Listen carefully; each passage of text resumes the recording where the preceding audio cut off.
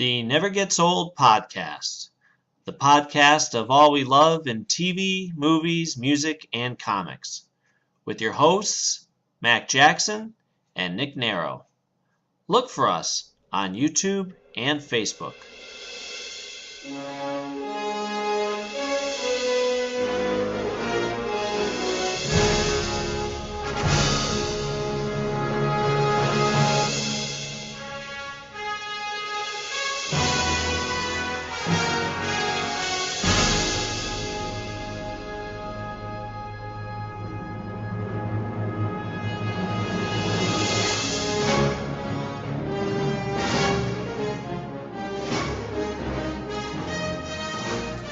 Hello and welcome everybody to the Never Gets Old podcast. I'm Nick Narrow. And I'm Mac Jackson. And, Uh-huh. yeah. So Mac had a show yesterday. You what? You had a show yesterday. I sure did. How did it go? Fantastic, actually. It's funny because, like I've said before, it's the show that we usually will play for free for an hour.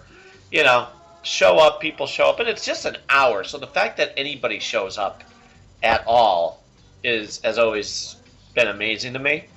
And this year we had 2 hours, which is, our typical show. I have no problem going longer, but when you do a show, you figure 2 hours is an average time. Right. Time of a movie. So we show up, and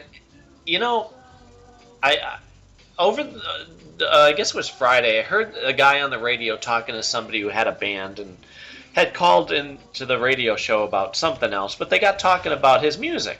What's the name of your band? What kind of music do you play? And he asked him something which I've never thought of. He said, well, what kind of audience do you play to? What's your age range? And it's funny because I've never thought about it, and I realized last night we're very blessed that we don't have an age range. Right. You know what I mean? Mm-hmm. We have everybody from people in their 70s all the way down to teenagers that are hanging out, coming over and cheering, and especially teenagers, you don't really expect the courtesy. Right. You know what I mean? That's that age where it's very self-absorbed, and we're not going to turn and applaud for you, let alone pay attention. Yeah, unless you're on the radio, obviously. Huh? Unless you're on the radio. Well, sure. But, we're playing this show, and at first, we're playing to the people that are in the back, because it's Cafe Mocha. And they have, on the other side of this area, is the bar where they're mixing drinks for people. So they're paying attention. And then we have somebody who came over and sat at a table, and okay, so that's the start. And a couple people had said they were going to show. Or that they might, when you send out the invitations and the option is maybe. Right. So, I appreciate that. Well, before you know it, the place is packed. And it was really sweet. A lot of people that I'd never seen before. And they're applauding after every song. And, we did some new songs, too. I brought a video camera just to film the first hour. The tape in it only lasts an hour. So, okay. First couple songs might be a little rough. I don't know if they're YouTube worthy. But if we can just get one decent song in there. Yeah. That's worth it. Well, you'll love this. We're playing and we're getting the applause, and the microphone that I'm using is so, I didn't know how to use the controls because it wasn't our equipment, was so sensitive that I couldn't put my mouth near it. It was already picking up enough. Oh, geez. Okay. Right. So I had my natural instinct is to lean into the microphone to sing. Well, in this case, it was the opposite. It was stay the heck away from it. Yeah. But it was really cool when I got to do, what did we do? A Simon & Garfunkel song, The Only Living Boy in New York. And really great tight harmonies and all. Well, you can sing soft on that one. So it was great because all I had to do was lean in a little bit and it was picking it up and it really sounded nice. Yeah. So I had that option. And, when it's done, you look to see, was anybody, one, paying attention, and two, are they going to applaud? Well, you hear people going, oh, man, wow, woo, yeah, Yeah. and you get more than just the basic, Right. it's wonderful. Somebody yells out, do you do requests? Now, I am not the guy who can just think up a song and know how to play every song under the sun. Hmm. I'm not that guitar player. I can't do that. But if I know it, yeah, of course I'll play it. And I said, well, yeah, depending on the song. Why? What do you want to hear? They yell out, Before You. That's my song. Oh, nice. And it's like my most recent written song that I've played for people. And I guess from playing it at that show that I posted on YouTube, Yeah. I guess it's gotten a couple nice spins. And yeah, to hear your own song requested, that is so freaking cool. That is cool. I'm like, luckily we know that one. So we do that, and we do some Mike Nesmith songs, and let me think. A lot of people were running around taking pictures of us. I don't know if they were part of the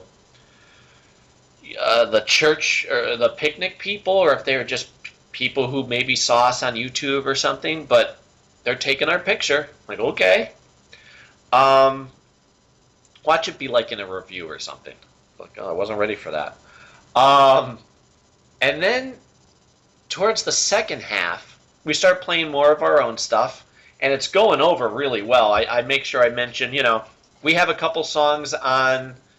Oh, because what happened earlier was somebody came up and was asking them at the bar, do they have a CD? Right. This is what I was saying. Remember how I said, darn it, I got to get the CD finished? Yeah. For moments like this, I thought of you. I'm like, yep, this is what we talked about. And so they turned around, they yelled over, hey, do you guys have a CD? She wants to know. And she said, you guys sound excellent. Can I buy your CD? I said, well, we have a couple songs, on Amazon and all that. If you find us, easy enough to find, but if you find us on Facebook, I'll help you out. So there's my motivation. But it was really sweet that she actually went out of her way and wanted to, liked us that much. Yeah. And the one I don't know what song I did, but she said, you have a very sweet voice. Kind of reminds me of James Taylor. Okay. Yeah, I can see that. Well, that's nice. Yeah. I don't think I'm as nasally as him, but No. I love James Taylor, and I'll take that compliment any way it's given, Yeah. And Cindy goes, oh, you should hear him do James Taylor. Now, we don't play any yet. Yeah. But I'm like, there is a young cowboy, lives on the range. And everybody goes, oh! And I'm like, see? Just sing through your nose. I got this. Yeah. Everybody's laughing. And so that was cool. And then we're playing our own songs. I said, this song is available to purchase through blah, blah, blah, blah, blah, blah, blah. It's called Alone Again. So we do it, and it goes over really, really well. And I had mentioned how it's one of two. So we get done with that one, and they said, what? You want to know what the other song is that you could buy when you're running out in a buying frenzy? Well, it's this one. It's called The Story of Us. And everybody's paying attention, and, that's a long one. Yeah. It's a very Harry Chapin song. How long is it? What's the runtime? 7 minutes. Whoa, okay. Yeah. I thought our songs were long. Well, it's a story song of how Cindy and I met. Right. So, Fine. you Yeah. kind of can't cut corners with that one. Yeah. Alone Again is a 3-verse, 2-chorus, get out type of a thing. Quick, instrumental. And I intentionally wrote a couple other songs to be in that. There's Before You, which coincidentally is a story song, but I was still able to do it in that radio-friendly, quick, Right. format.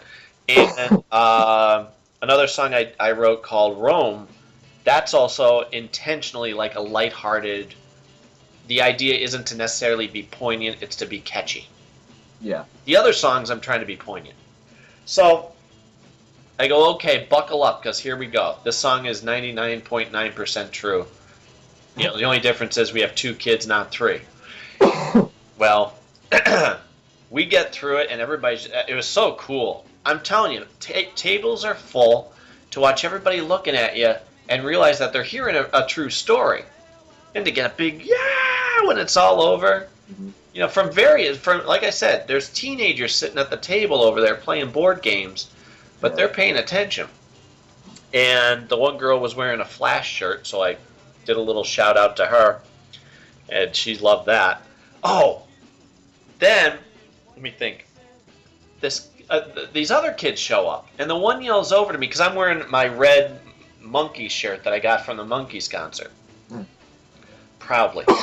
And kid yells over, "Hey, can you do some Monkey songs?"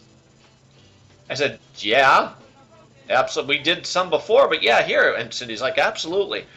So we played them for him. I said, "Do you know?" And I picked a random one. It's not one of the ones that get played on the radio, obviously, because I avoid those. He knew it. He enjoyed it. Told him that we met Mike Nesmith. Oh, that's right. Yeah. So he found us on Facebook right then and there. His name's Sean. Nice guy. Yeah. So we played a couple for him. He's a musician himself. And then Scott comes over. Scott's the one who is now running this, and he performs after me, and he's the one that I sing Sunday Morning Sunshine with, because he likes Harry Chapin. So he comes over, he goes, "Did you do any Harry Chapin?" I said, "Yeah, earlier." "Can you do one?" I said, "Okay." Well, I don't want to have everybody waiting, so I'm flipping through the book. I'm trying to find something. I pick, and this is where the gutsy, what the heck are you thinking moment comes in. I play They Call Her Easy at a Church Picnic. Oh. Now you heard the song. Yeah. All right, well, let me see. Now, I didn't necessarily think ahead of time. I wasn't trying to be bold.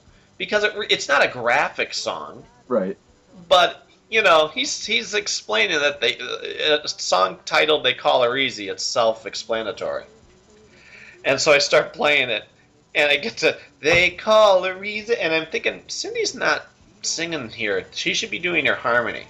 Yeah. And I turn and I look at her, and she just has her head down.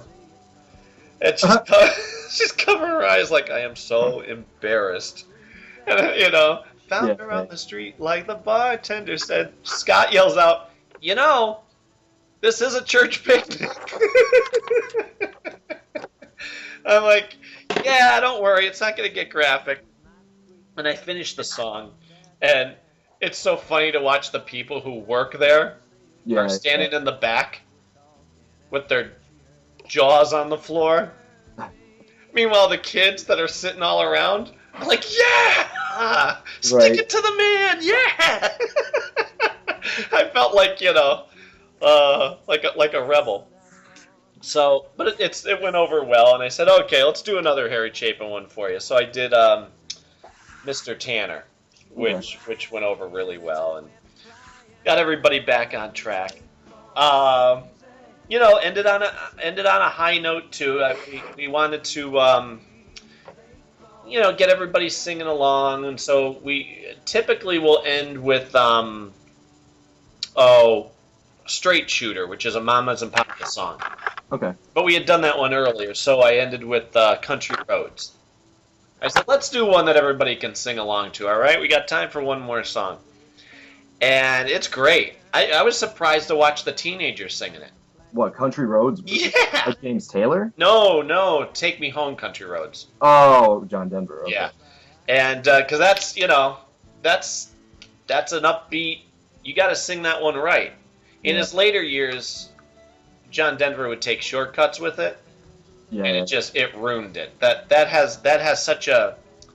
The appeal about John Denver is that power in his voice where you think if he doesn't have control, it's going to crack. Yeah. And that one in particular.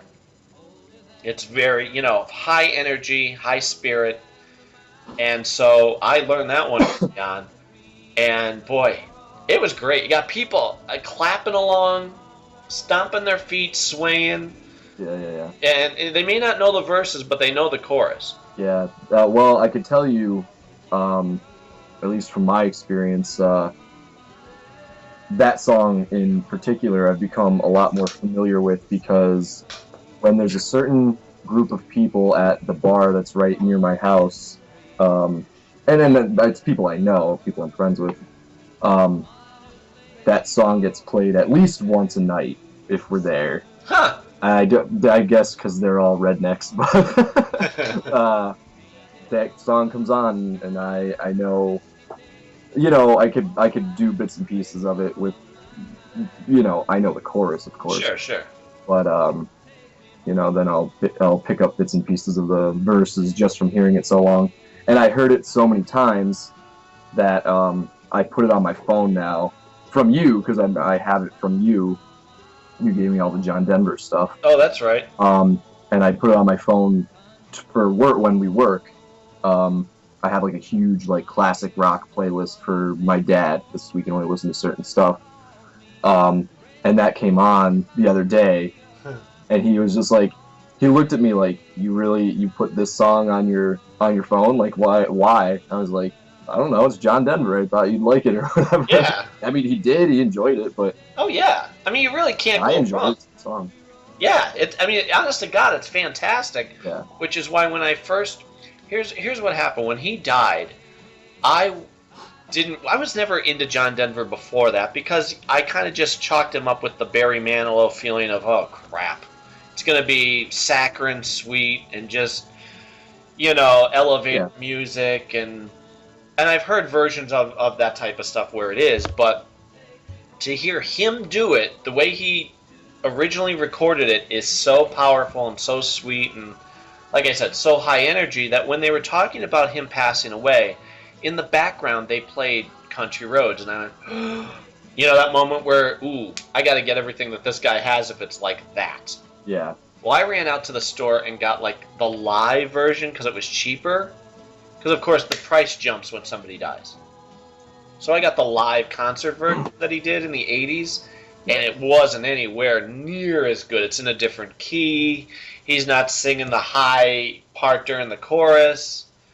And it took me a couple years before I actually got, oh, here it is. This is what I was looking for. What was his, what's John Denver's other big song? He had so many. I know, He but had like the Rocky other Mountain like High. That's Right. probably one, because I remember them playing that in a beer commercial. okay. Or Coors, I think it was, before he had passed away. The guy's sitting there and he just starts singing Rocky Mountain High, Colorado, and everybody just starts singing along with them. Yeah, You I know? don't think it's that one that I'm thinking But of. there's Sunshine on My Shoulders, Annie's song. God, he had albums worth of #1 hits. Is there one with Mountain in the title without Rocky Mountain High? Like there's a one about like flying or something like that.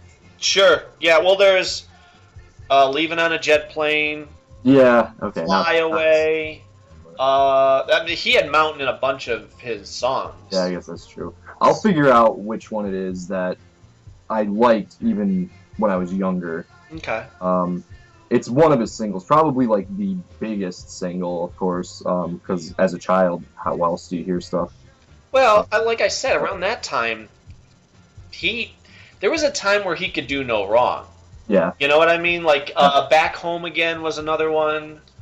I could just go through. I made you that CD, so if you look at it, Yeah, I'm sure yeah, it's on that playlist. But yeah. So to play that as the last song of the night is a good one to go out on, because I belt it out with all my might and nail it the way it should be. Right. And if you get people clapping along, well, that just adds more energy. Yeah. And it was funny too because somebody came in and I guess was recording a couple snippets on their cell phone, their iPhone, Yeah. and we're posting it to Facebook before our concert was even finished.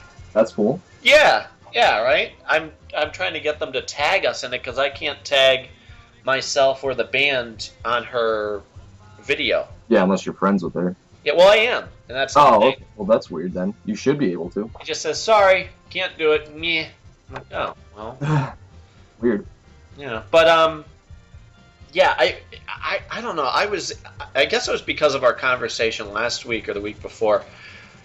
I was in a giddy mood. Like I just start playing one of the songs and not sing it the way it was supposed to, and then turn and look at Cindy to see how she would react. Mm-hmm. She's like, "What has gotten into you?" I'm like, I don't know. I just, and of course playing the They Call Her Easy at the church picnic. I thought, wow, I don't know why I did that, but, and of course, Get overexcited, yeah, and I figure, come on, let's have some fun. Oh, and that was the thing. I played straight for 2 hours. Cindy's like, well, an hour's up. Do you want to take a break? I'm like, nope. Yeah, no. Keep It's the energy addicting. going. It really is addicting. Yeah. If we had a longer set and we closed shows more than like we did the other week, we were on last, so we just played everything we knew, which was, it's roughly an hour. Mhm. If we knew more, I would just be up there like, just keep playing. I don't care. As long as the bar's not closed. Yep. What does it matter? Yeah, I don't know. I never go into it with a set list. I used to. Early on when I didn't know as many songs, I go, okay, we're playing this, we're playing this, we're playing this, we're playing this. And, it was very tight. But now that I've been playing for so long and know so much, I'm just like, what do I feel like now? I think I feel like doing an original, or do I feel like doing, let's see, I'll do a Ray LaMontagne song. Yeah. And that's kind of freeing.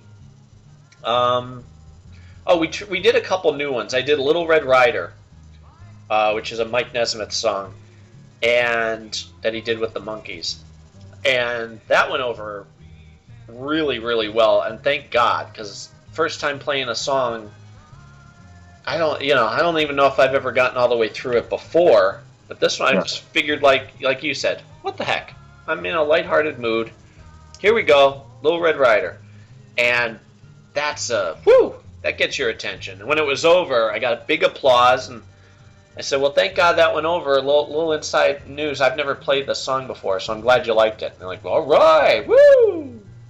And then when it was done, of course, I got called up to sing with Scott, the Harry Chapin song, which went over really well. In the end, we ended up doing harmony because I know how Harry would end the song, live, where most people only know the studio version, which just kind of fades out.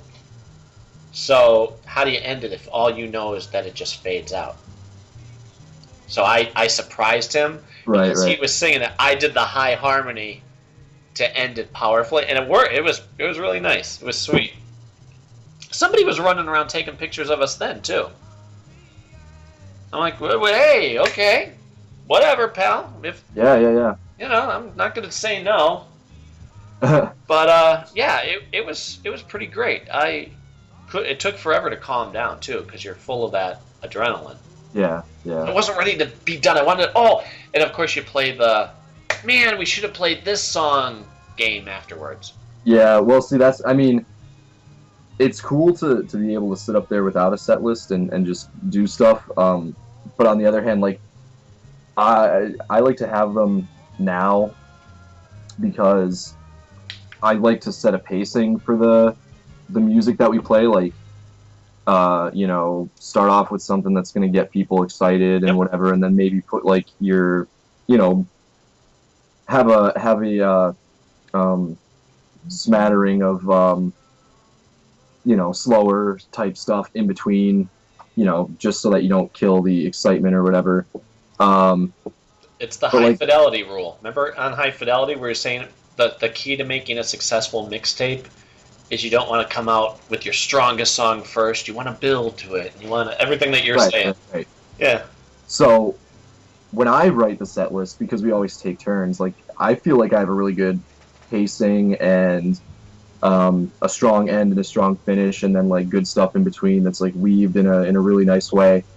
But my bandmates they're just like, yeah, I just feel like doing it this way right now. Like, they don't have any real rhyme or reason to the way that they do it, and I'm just like, whatever. I mean, it's your turn, whatever. I don't care. But Right. they don't. I don't know if they think about it in that way. Um, they just kind of like go like, okay, well, it's Cooper, John, Nick, Cooper, John, Nick, Cooper, and then like that's how they look at it. Like I just don't want to sing in this.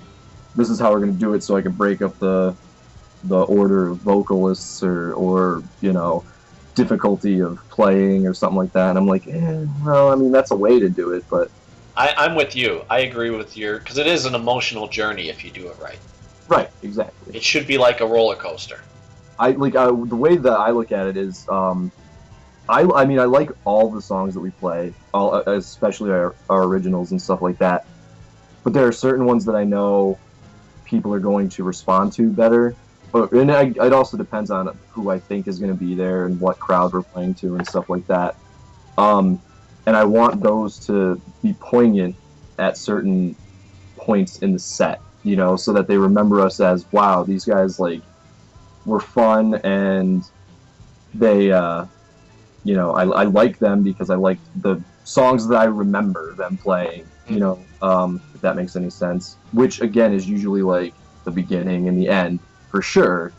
And so I like to put two really strong things right at the beginning and the end to open and close, and kind of like middle it out in between, just so that it gets the attention and the opening song goes, whoa, okay, that was cool, I want to listen to the rest of them, and the end song is like, oh wow, that was great, that was a great show, because you can get people to feel that way just by the end song, you know what I mean? Absolutely. If they're excited about it. Comes down to the last line. There have been songs I've done where I don't think I'm doing as hot as I should be, but if you nail it on that last line, even a strum can make a difference. Like that last. You look at it in the same way for people who aren't thinking of how music is played that way.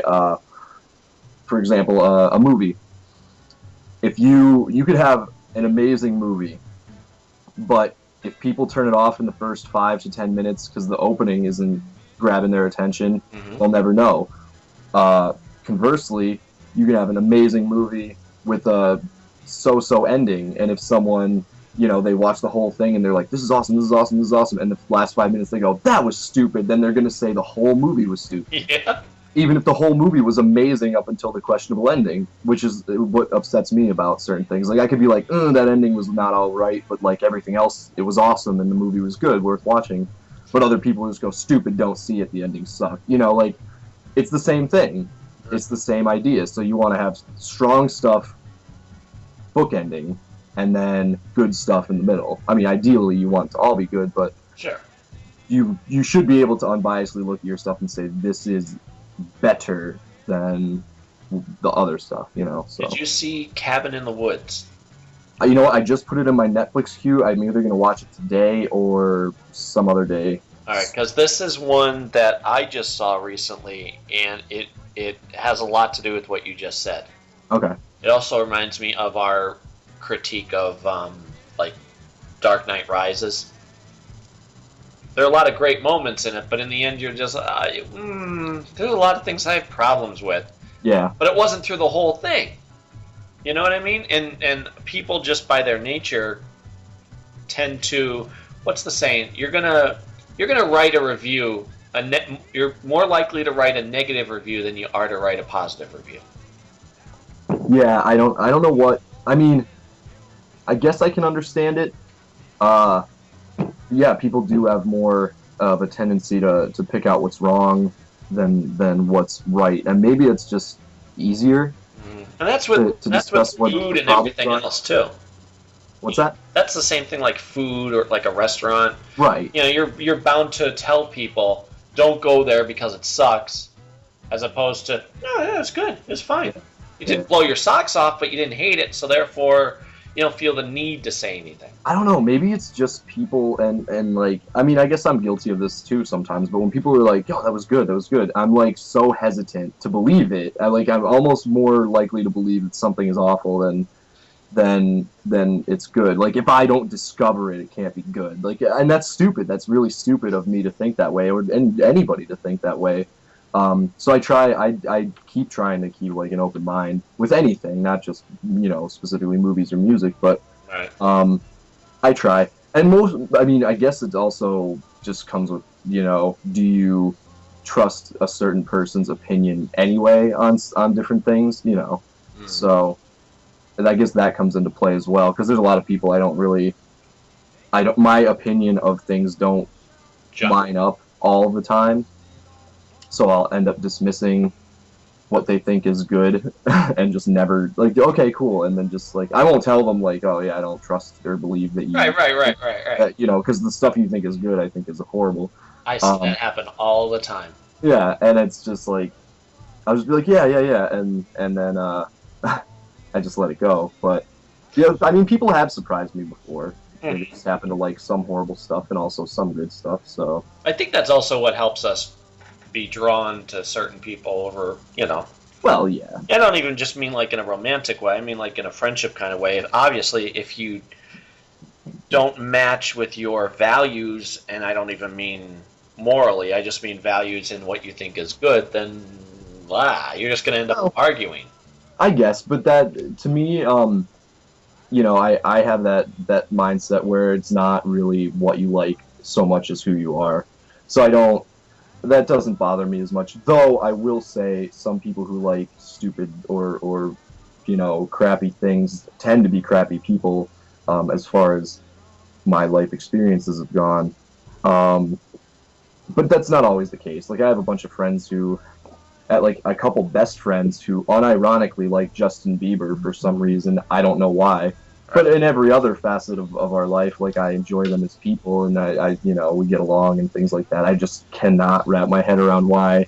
And I mean, maybe it's just they think it's fun or whatever, but I can't even get to that point where it's just like, oh, it's just fun music. Like sorry. It means too much to me to just be so blasé about it. Yeah, it does because it does. Yeah, music does mean more to me than just enjoying someone who got to be famous for what reason, being a cute little boy who can kind of sing, or treating it like a wallpaper, as they say. It's there, it's in the background. I got people in my family who feel that way, and this isn't a criticism, but it is what sets me apart from them. They maybe will have 10 CDs. Right. Like, my mother said to me once, I'll never forget it, because I had to stop and like point out how insane this was. She said, "Don't you have enough music?" I'm like, what? I never thought of it that way, but yes, I guess so. I'll stop. I guess I've hit my limit of all the music I'm ever going to need. Thank you very much. I could just listen to these CDs for the rest of my life. And I had to stop and explain to her, and again, that's her. She's someone who isn't into music. She enjoys music, but she's not someone who is like us, who needs music and it's life changing, right.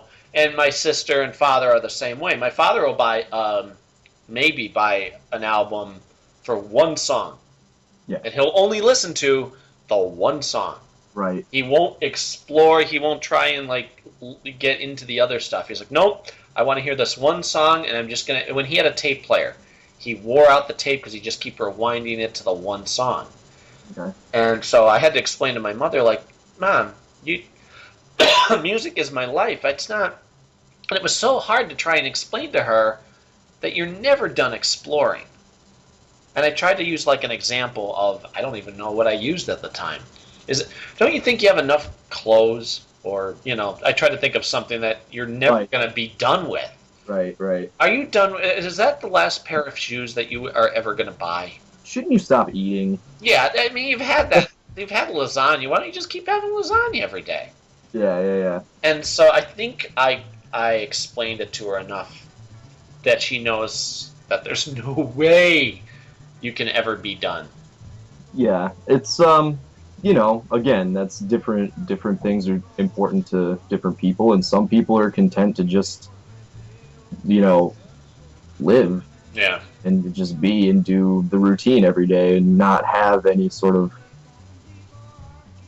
extraneous input on anything. And you know, you and I are perpetually students, I would say, which is why Well there's a said. constant need for input of different kinds. Where, you know, as crazy as it sounds, like when I'm always learning from the movies that I watch of all different facets. For example, you know, I'll watch the acting, I'll watch the composition of a film, I'll watch the writing, or like pay attention to how it's written and what goes into it, and effects and different sort of things. And it doesn't just stay with movies. I pay attention to TV shows and even cartoons, because cartoons do it too. It seems stupid, but there's tricks and things they do in cartoons that's like, whoa, that might be cool if it's translated to live action or something like that, you know. And I'm always paying attention to that kind of stuff, and I'll never stop learning. You know, I don't ever. I hope I never get to a point where it's just like, oh, this is just my style and I'm done. You know, like I always want to be like, Let's keep learning. What's working. the next thing? Yeah, I want to excel, obviously. Yeah, and That doesn't mean that, okay, I'm excelling. Does that mean I stop learning? Heck no. Because then somebody passes you out, and then even if without bringing anybody else into it, like how do you limit yourself? Yeah. You know, I'd rather always want in my life to get more than to, I don't know, not like be, all right, I'm good. Whew, Yeah. did it. I am done. Let's move. I can't even move on to anything else. And there are a lot of people, you know, in different areas that are the same way. Like people who read books all the time is another fine way. They're always going to be feeding themselves with more information, learning new words and things like that. Like I read on occasion, but I'm not always, you know, reading books. I haven't read all of the literary classics that most people have. Right. But you know, I read a lot. Like I read a lot of stuff online. I read articles, blogs. You know, people writing things that about stuff that interests me or stuff that I haven't known. And I always like to have information. Hold on, I'm sorry. No, it's okay. Did you hear that? Could you? Yeah. I heard Yeah, it the sorry. first time. It's just on a website that I had pulled Did up. somebody just walk into your room and start talking? No. It was just one of those little like video blocks that started playing out of nowhere. Yeah, me too. So yeah, but you know, there are those kind of people, and then there's other kind of people, and there's, I don't know, I don't personally get it. No, me neither. But, And I mean, I'm okay with not getting it, Yeah. because I know I never will. I'll never be like, yeah, it's good, great, okay, yeah. Because to understand it, I guess, would make me want to find the loophole to try and turn them into loving music like they should. right. Quote. Like, this is how I view it. Like, how can you not have that powerful, life-changing thing that, you know what I mean? Because that's what music is for us. It's that, holy crap, this song or this band or whoever changed my life, changed the way I look at things, the way I perform myself, blah, blah, blah, blah, blah. Yeah. To not have that, you want it, thus the reason why anybody who knows me is going to get music from me. Right. And it's not that I'm trying to force anybody into liking somebody. It's that it's so powerful and wonderful for me that why would I not want to give that to other people? Like, it's the best thing I can ever give somebody is here, the gift of music. Well, it's being an artist in general, in any sort of form, you know, whether it's visual, auditory, or otherwise, I guess, performance of another kind. I don't know. It's just I guess there's those are two of the types of people in the world, you know, artists and non-artists, and it's almost like, you know, they say like artists are arrogant because we're looking for attention through our art or whatever. But I would argue that not being an artist is more arrogant, because I feel like, and this is not to say people are bad No. or anything, but if you can sit there and not look for any sort of like outside input, whether it be some stupid TV show on whatever channel, or versus, you know, reading War and Peace. Like, to sit there and say, no, I'm a full and realized person, I'm done.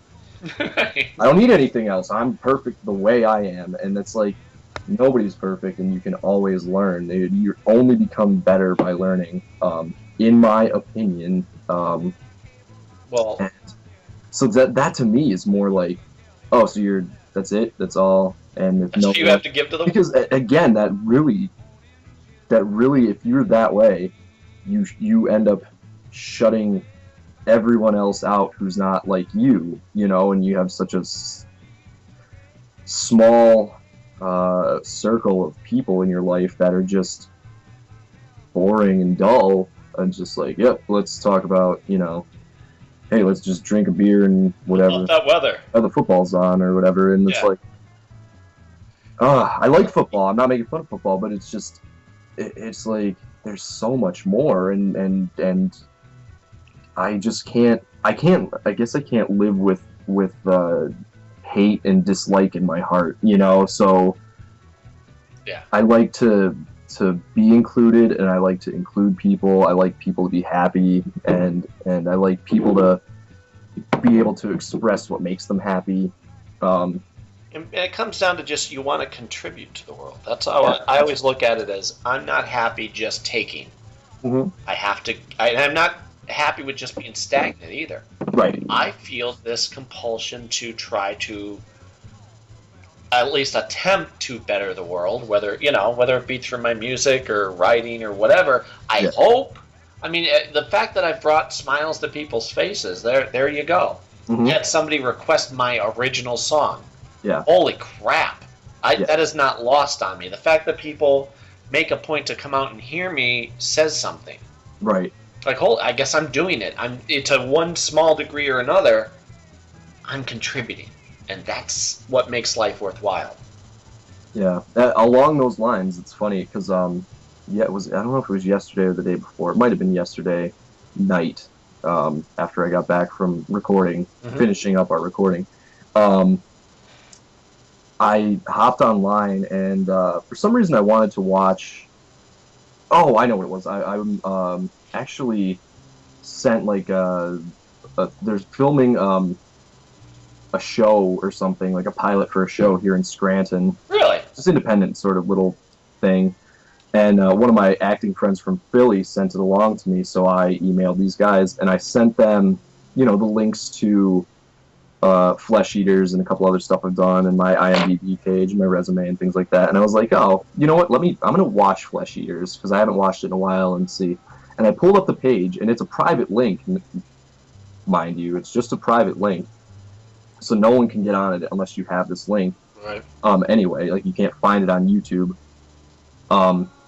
Almost 1,000 people have watched it on YouTube now, and that, like, the last time I saw it, it was like maybe 75 views, and it jumped to like pretty close to 900.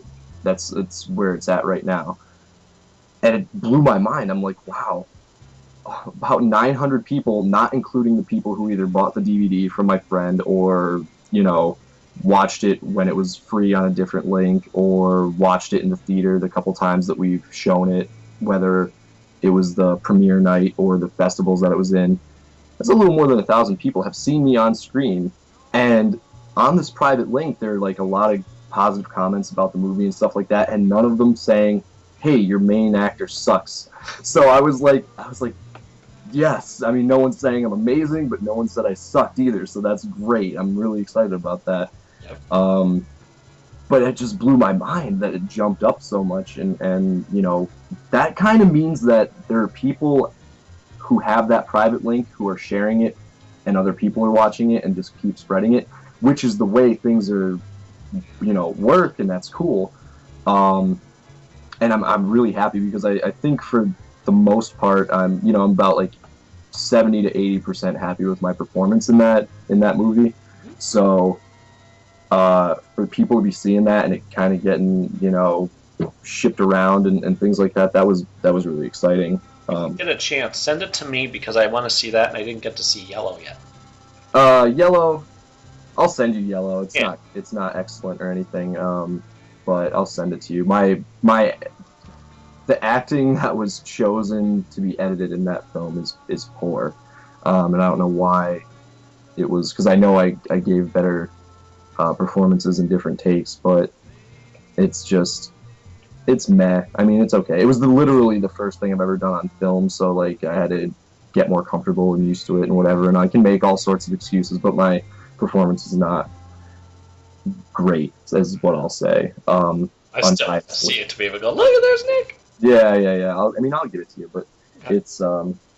it's eh. The Flesh Eaters I'm really happy with. Mostly happy with, and the new one, the one that we just did, Mhm. feature, I'm very happy with, because I felt while I was doing it, I had no reservations. I wasn't nervous, and I wasn't hung up on anything. I knew the lines, and I feel like I gave a solid performance. So I guess we'll see how it turns out in terms of how they put it together, but as a film. But I'm not worried about how I personally look in it, I guess. And I don't mean that in like a conceited or whatever way, like, ooh, my face doesn't look good or anything like that. I mean that as in, am I gonna come off as wooden or delivering lines in an unnatural way? Is what I mean. I'm talking more about a believable performance than aesthetically. Sure. So I don't care. I don't care if I look like an idiot as long as no one questions whether I'm supposed to or not. You know what I mean? That's more of what I'm talking about. I'll look like an idiot all day, every day, if it makes people laugh, smile, or whatever. I don't care. But it's yeah. So I'm pretty happy with that too. Did you see we got a response on our question of what bands do you not get? Another one? Another- Oh yeah, that was my friend. That was the director. I believe. Kyle? Yeah, Kyle. Nickelback, because they're destroying rock. That goes without saying. Yeah. I mean, that's almost too easy. Well, it's funny. I'm not as familiar with them, but the little bit that I've heard of them, I can't stand them. If you've ever heard one song, you've heard every song. Exactly. Well, Cindy says the same thing. She's, she'll listen to the radio more than I will, and she's like, oh my, they're terrible. They're awful.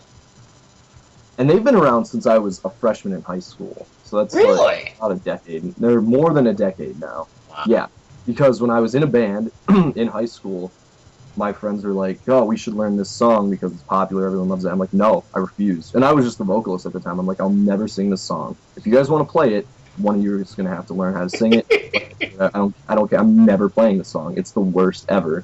Their first, that first single, never made it as a wise man, couldn't cut it as a poor man steal, and whatever. Yeah. F that song. It's all the same. I so want to swear right now because we're talking about Nickelback, and I'm not gonna. But it's. I think it's implied because as soon as you say Nickelback, everybody just goes. There's not though. There's not. Not everybody goes that because they're like one of the top-selling bands of recent times, and it's Yeah. It makes me want to break this microphone in my hand and I know. hurt people physically, and I don't. I'm going to turn into the Hulk. Just think. Like, And one of the things I posted, I don't know if you watched it, the Tim Daly, I guess he has a YouTube page. Oh, yeah. Did you watch it? No. It's so freaking funny. It's because you know how he did the voice of Superman. Well, his son is doing Superman's voice in the new Justice League movie, which is I just bought. I haven't watched it yet. I'll give you a review as soon as I see it. Okay. But it's him going, this is a big deal. Yeah. You have now done Superman's voice. You would join a very special league, a secret society. And it's got Dean Cain in it and Brandon Routh. You have to watch it. I'm telling you, it doesn't matter about Superman at all. It's just watching these guys be goofy through the whole thing. That's awesome. I'll watch it because I used to watch when I was a lot younger The Adventures of Lois and Clark. with Dean Cain. Me too. And I enjoyed the show. At the time, I was so young that I hadn't formed the hatred that I have of Superman, or I guess dislike that I have for Superman, that I currently harbor. But it was a fun show or whatever, and what's her name was really attractive. Terry Hatcher. Yeah, Terry Hatcher. I mean, she probably still is. Yeah, she looks the same. So there's that. But I just watched a video yesterday or the day before that I was trying my hardest to post to your wall, and for some reason my computer was messed up or whatever, and it wouldn't do it. But you might have seen it already, and if you have, I'd love to talk to you about it. If not, I'd love for you to watch it.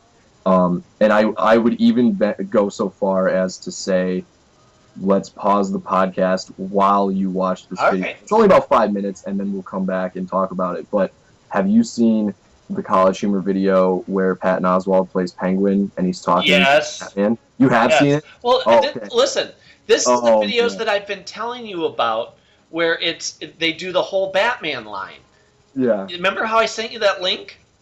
Which one? It was the College Humor Batman link where it's all the videos where it's him interrogating it's a party clown and he thinks it's the Joker because he goes. Okay, yeah. Okay, it's all for that. Somehow I forget where I saw the link, but it was like Patton Oswalt plays the Penguin, and he looks perfect. He actually would be an amazing Penguin in a real movie. That's what they said. They said, "Holy crap! Why are they not using him? I hope they do in the next." And that made me go, "What are they talking about? Oh, it's College Humor. Well, I love these videos." And then I watched it. And I went through a couple of them. I didn't watch them all. I didn't see the one that you're talking about where he interrogates the clown. That's my favorite. Hysterical. Yeah. Oh man. Aren't they? Yeah. The guy who plays Batman is perfect. He does like a perfect Bale just about. I know. But then also his idiot timing is amazing. Yes.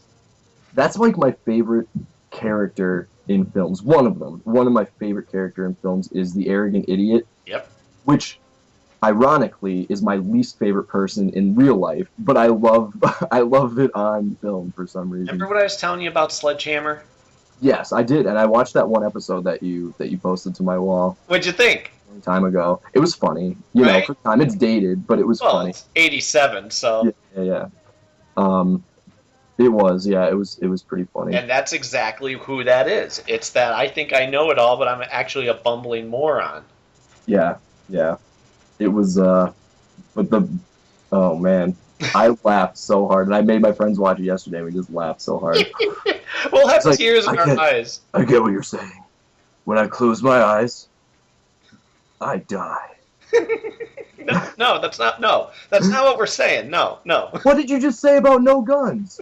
This is a gun? It's like, oh man. Did you see the one with Two-Face? No, I only watched 2 or 3. Oh man, what were the other ones that you saw? The one with the Riddler. Okay, that's a great one. And one more, but I don't remember which one it was. Was it the one where he's trying to sneak away?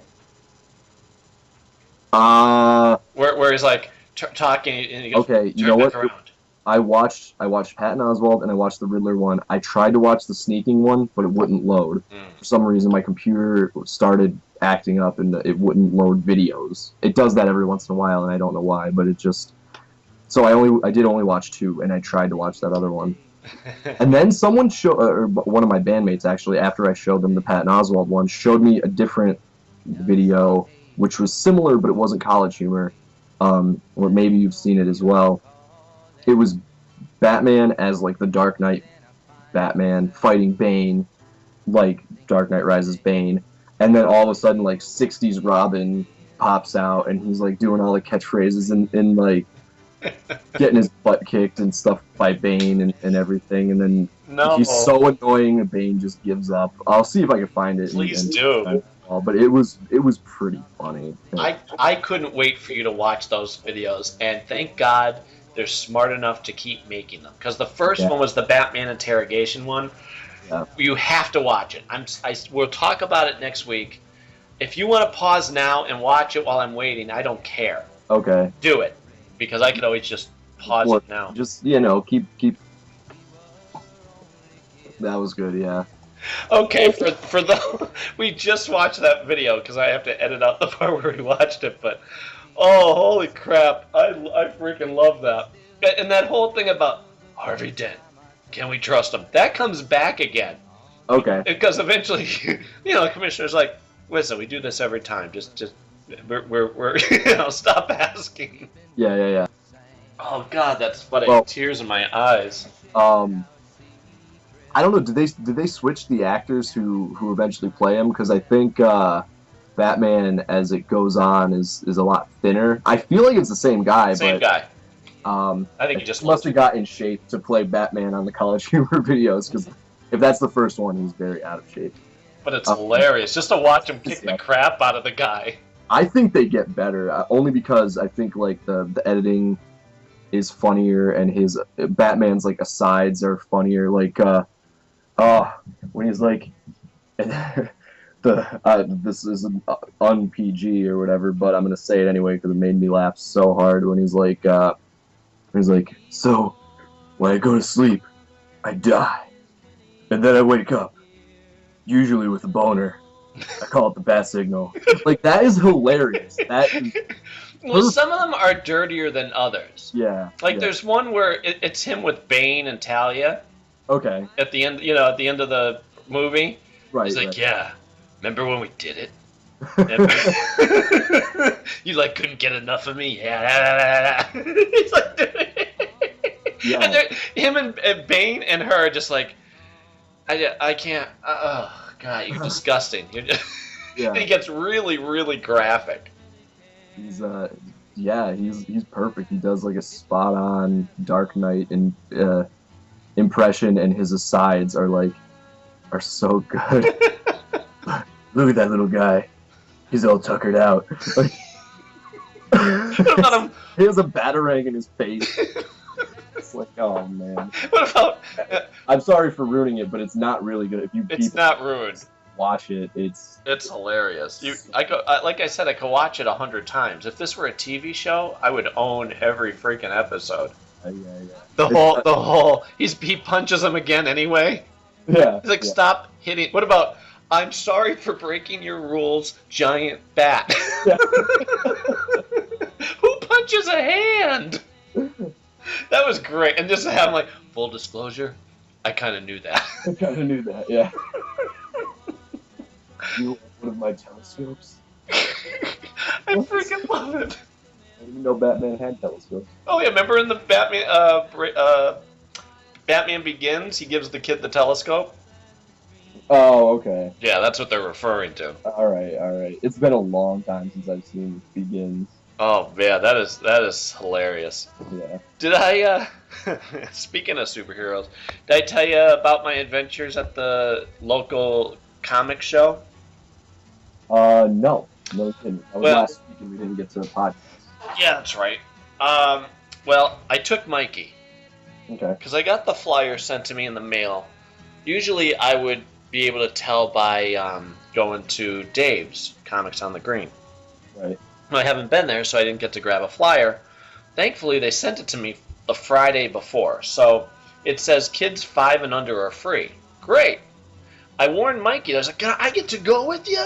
I'm like, listen, let me warn you. This is not Disney World. Right. This is not a comic convention like San Diego. This is a local comic show. We're going to have retailers setting up tables, Yep. hawking their wares.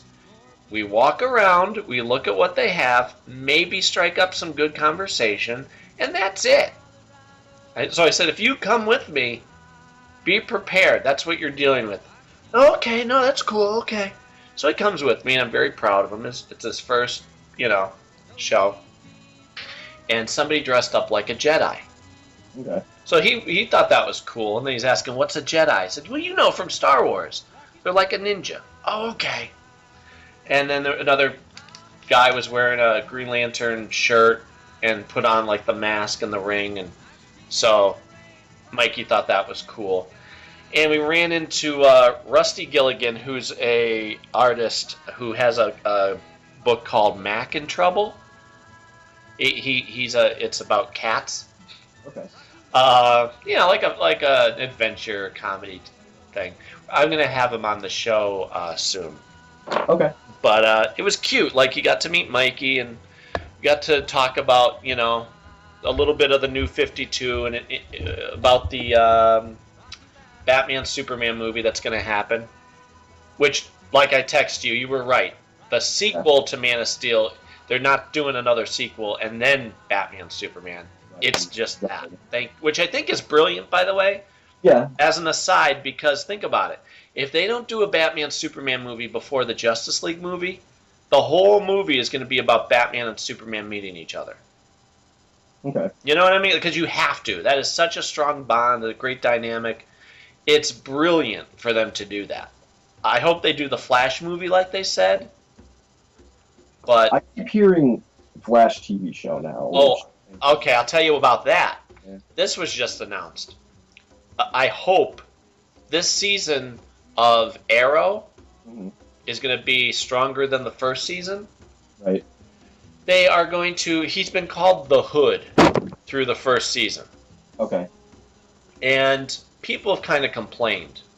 Like, okay, maybe he's not called Green Arrow right away, but by the end of the first season, he should be.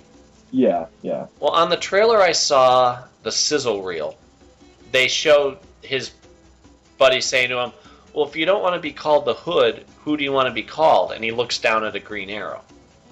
Right. So the people in charge said, yes, he will become Green Arrow in title. Right. Perfect. They're going to have Black Canary in it.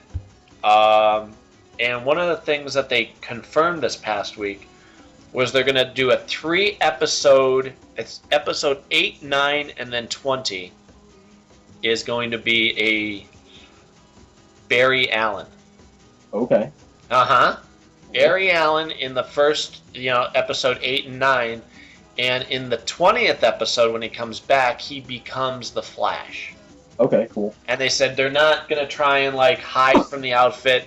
He's going to have the powers. He's going to have the outfit. He's not going to be called the Blur or the Zoom. He's going to be called the Flash.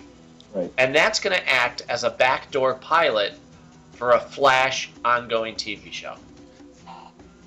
Okay, cool. I am so pumped. I think that's so smart of them. I just hope it becomes a TV show and not becomes their last attempt at Wonder Woman or Aquaman.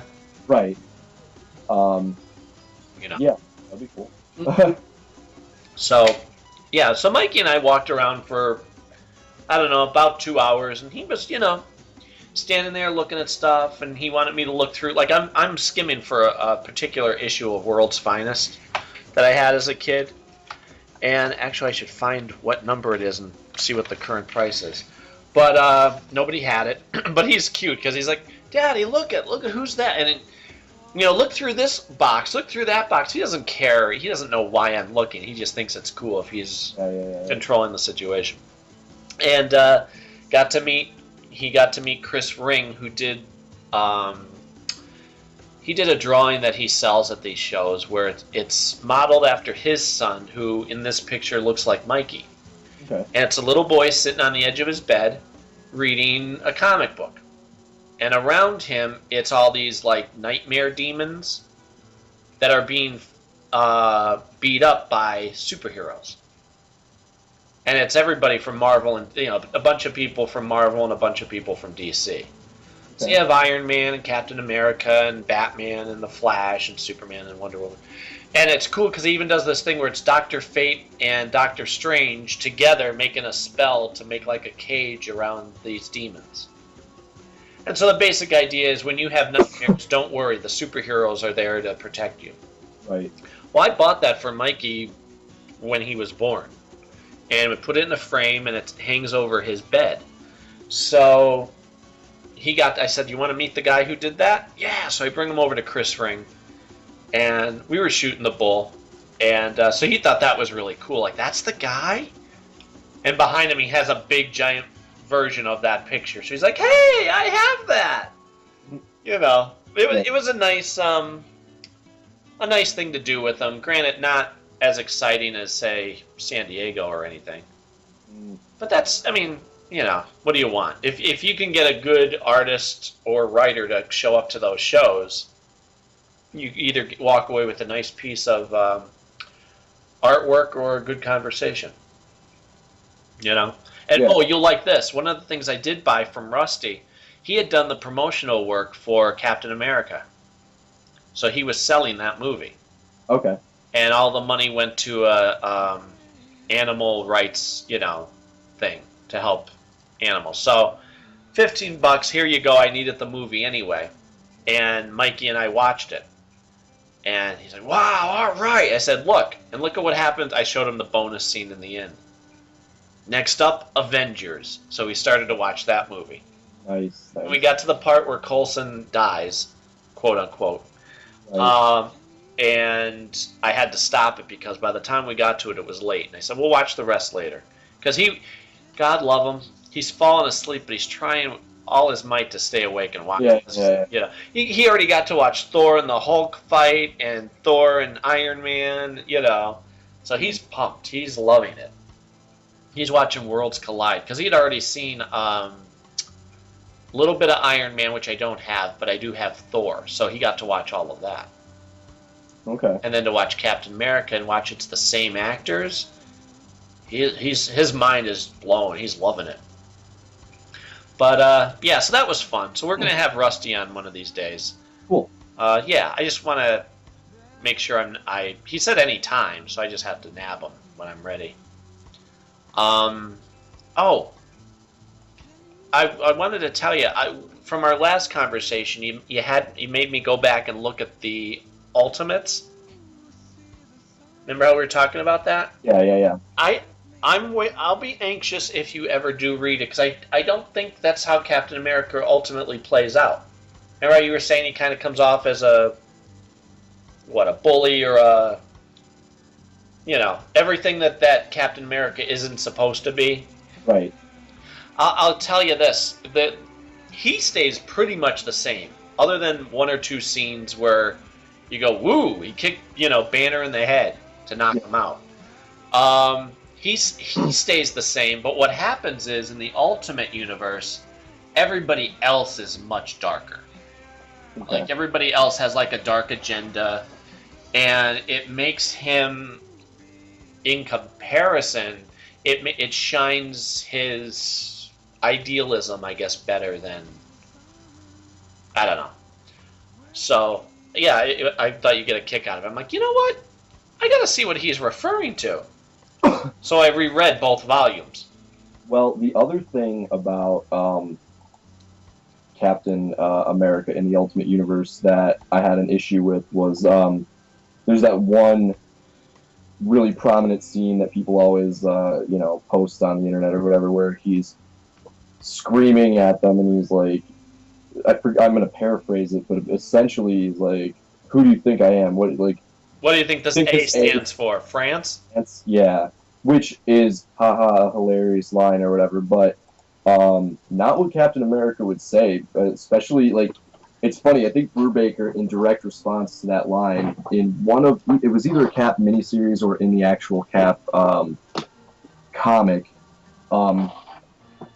he in one of his inner monologues, he talks about like how what happened to the French people was horrible, and there were a lot of French resistance fighters and they fought bravely and stuff like that, and how he respects them and knows it was difficult and stuff, and like that's my Captain America, the guy with compassion, the guy with understanding, not the guy who's going to make a joke of people, like that was the jerk joke, really. That was the other line that I was referring to when I said the kicking Banner in the head in the other scene. That was the other one that was very not what we've known from him.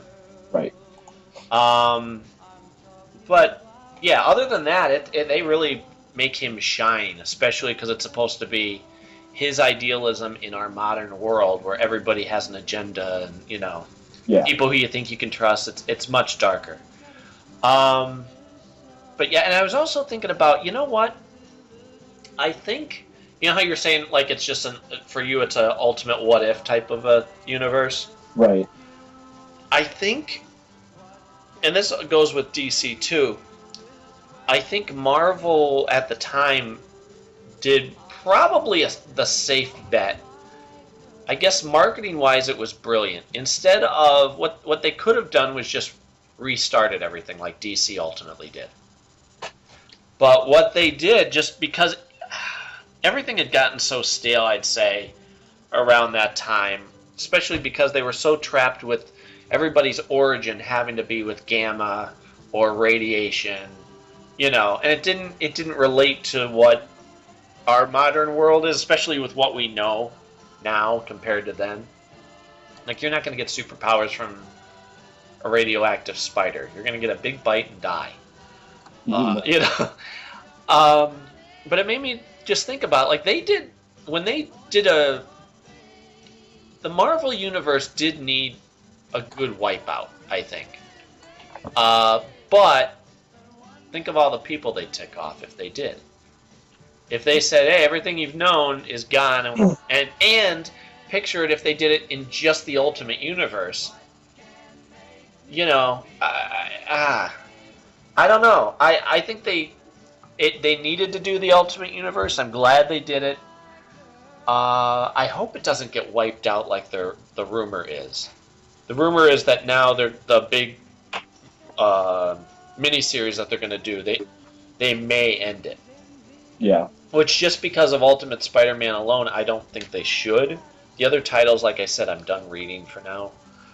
But, Ultimate Spider-Man is as strong as it's ever been. I think, what I think would happen with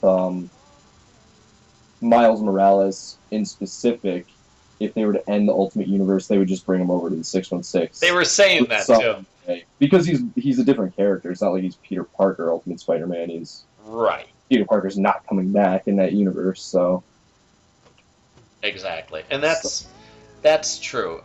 People were saying like, well, that's one loophole that if they did end it, they could just have him come over and be maybe the West Coast Spider-Man or whatever. It'd be curious. I mean, it'd be interesting to see how they do it, but also. Then it got me thinking about how much I admire the fact that DC did what they did with the New 52. And that's not to say that I love everything that's happened. Right. I mean, I don't like the fact that Beast Boy is now red. I mean, I don't even care enough about Beast Boy to care, but little tiny things. I'm really overall, though, glad that there's a New 52. I feel excited again. I don't feel as comfortable as I always have. Well, they're never going to do this with this character. You know what I mean? It feels like kind of more of the sky's the limit. Yeah. And again, for better or for worse, I don't know. Some decisions I've hated. Some new versions. Have you seen Raven? How they're drawing her? No. Terrible. God awful.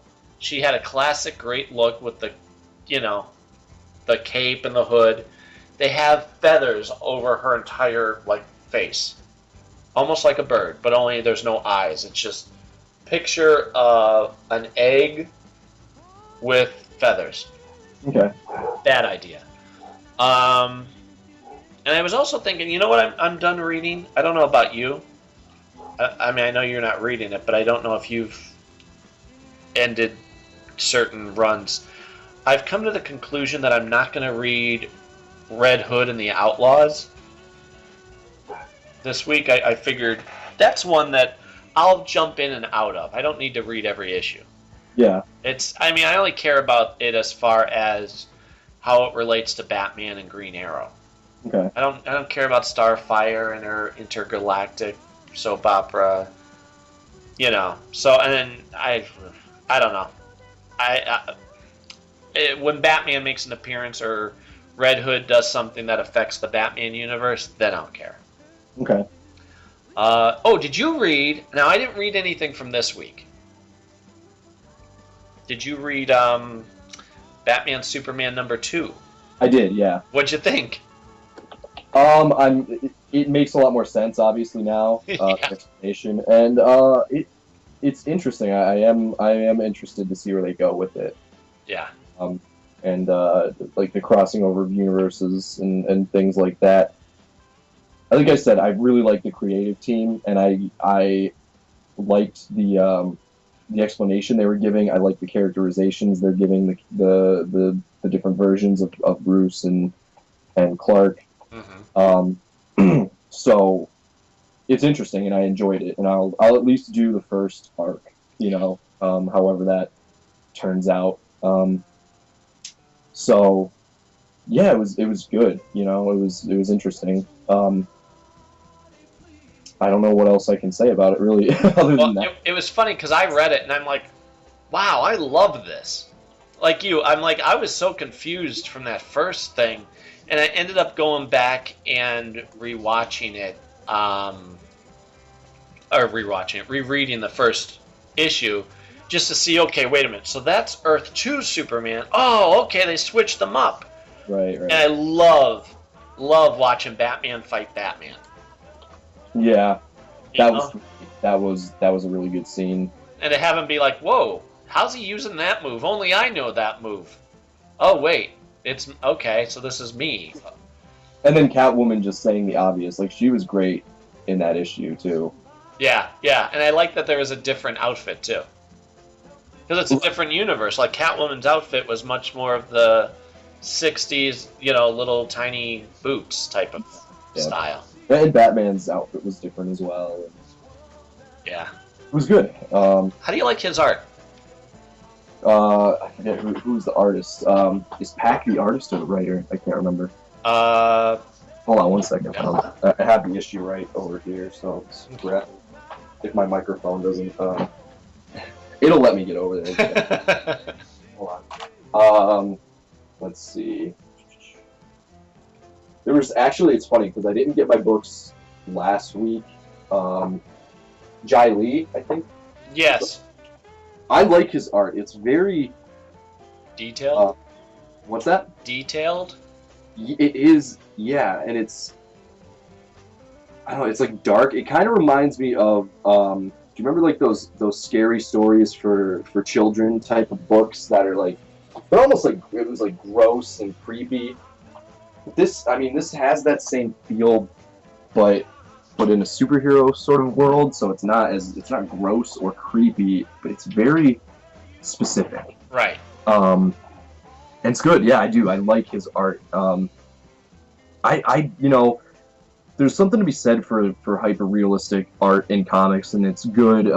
Like Steve McNiven is really good, and Oliver or Olivier Coipel, or however you say his name, is really good. I like them both a lot, but I also do like a lot of stylized artists as well. For example, Jai Lee, and I like Humberto Ramos, depending on the book that he's doing. Right. Not a lot of people do, but artists like that, I like a lot. And this, yeah, it fits the tone of the book, and I guess that's why they kept them together coming off of the Ozymandias book. Yeah, it's just really, it is good. It captures your attention, and he's really good at telling the story visually. Mm-hmm. Well, that's the thing too. There's certain artists like him that I don't know. When I first look at it, I go, "Oh man, that's just I don't know." It's so, like you said, stylized that I'm like, I don't know how much I love. Oh wait, no, I do love it, because when I look at it close up, you can't help but love the detail. Right. He's got that great detail. The way, who's the one who was drawing? Oh, it's right there on the tip of my tongue. I love it. And of course, I can't think of it. Who drew All-Star Superman? I have no idea. Whiteley, that's who it is. I was going to look it up, but I remembered it. Frank Whiteley. Excellent, excellent, excellent. I mean, Quietly? yeah. Yeah, I'm pretty sure I like his art as well. But he's one of those same way. I'm very hesitant to get into it because there's They both draw facial features very tiny. Everybody's eyes are very small. I always feel like I'm gonna lose, I don't know, the certain detail, and that we're gonna miss the, like when they first did the Superman Batman with McGinnis. Is that the name I'm thinking of? Who did the art? Jeff Ed Loeb McGinnis? was right. Yeah, Yeah. loved it. He's got that big, classic, big muscles, superhero, almost animated look. Yeah. And I loved it, and I thought it fit perfectly. And these guys are kind of the opposite of that. They're minimalist in the facial features, but with cloth and shadow, they're very good. They're very... It looks much more realistic, I'd say. Yeah. But yeah, I loved it. I couldn't wait to hear you. That's why I sent you the post. I'm like, look what came out today. Yeah, and that was the week that I couldn't go.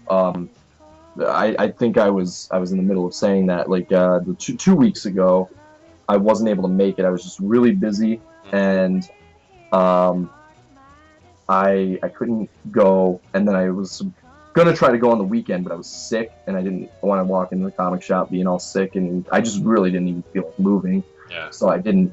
And I just waited and got my books on, this past Wednesday.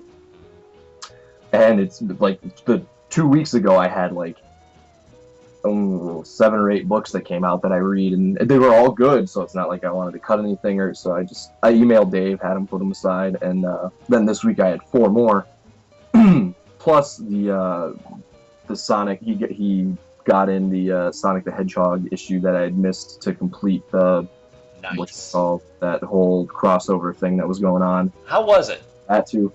It was fun. I mean, it's nothing groundbreaking for either thing. Sonic the Hedgehog is very lighthearted and kind of just doesn't take itself too seriously, so it's not like...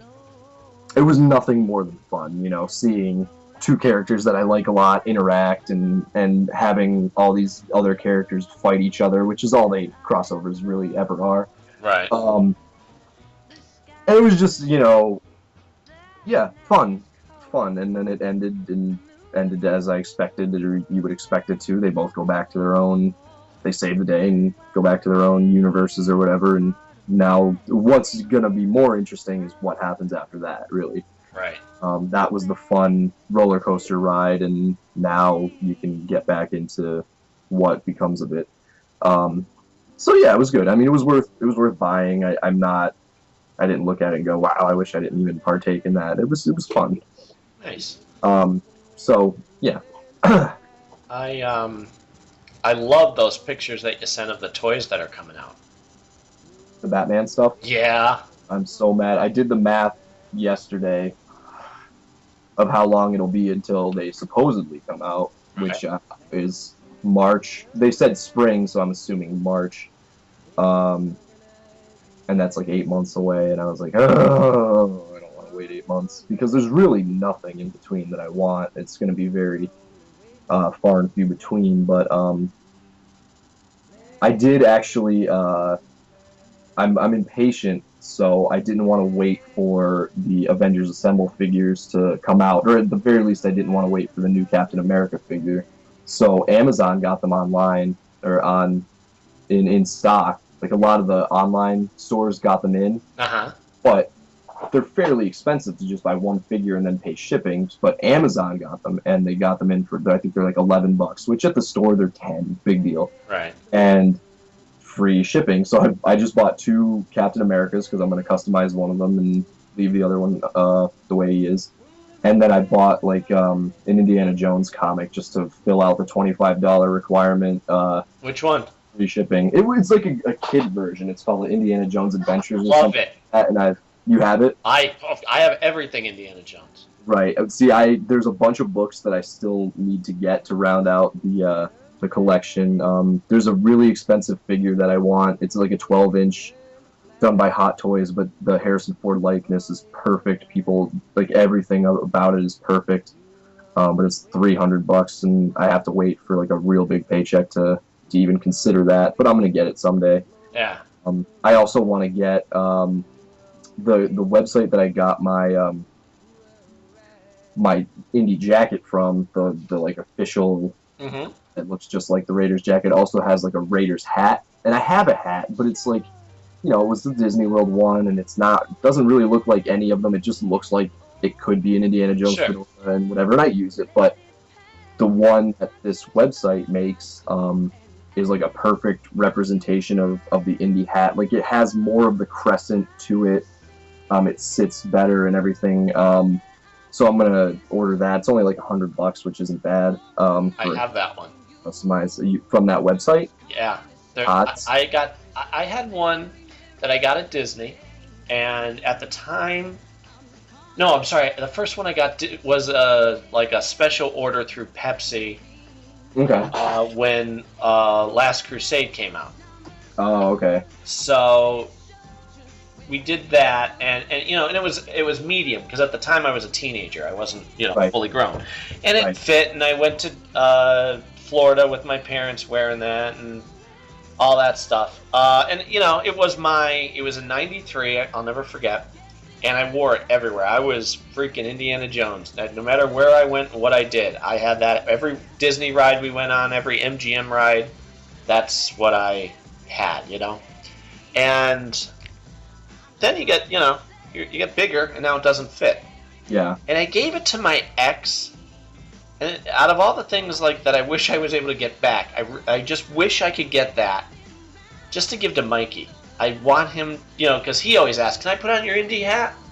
Right. And I remember getting at, what was the store at Kaiser Oak? Right before it went out of business, they used to sell hats, but it was like the Fashion Bug.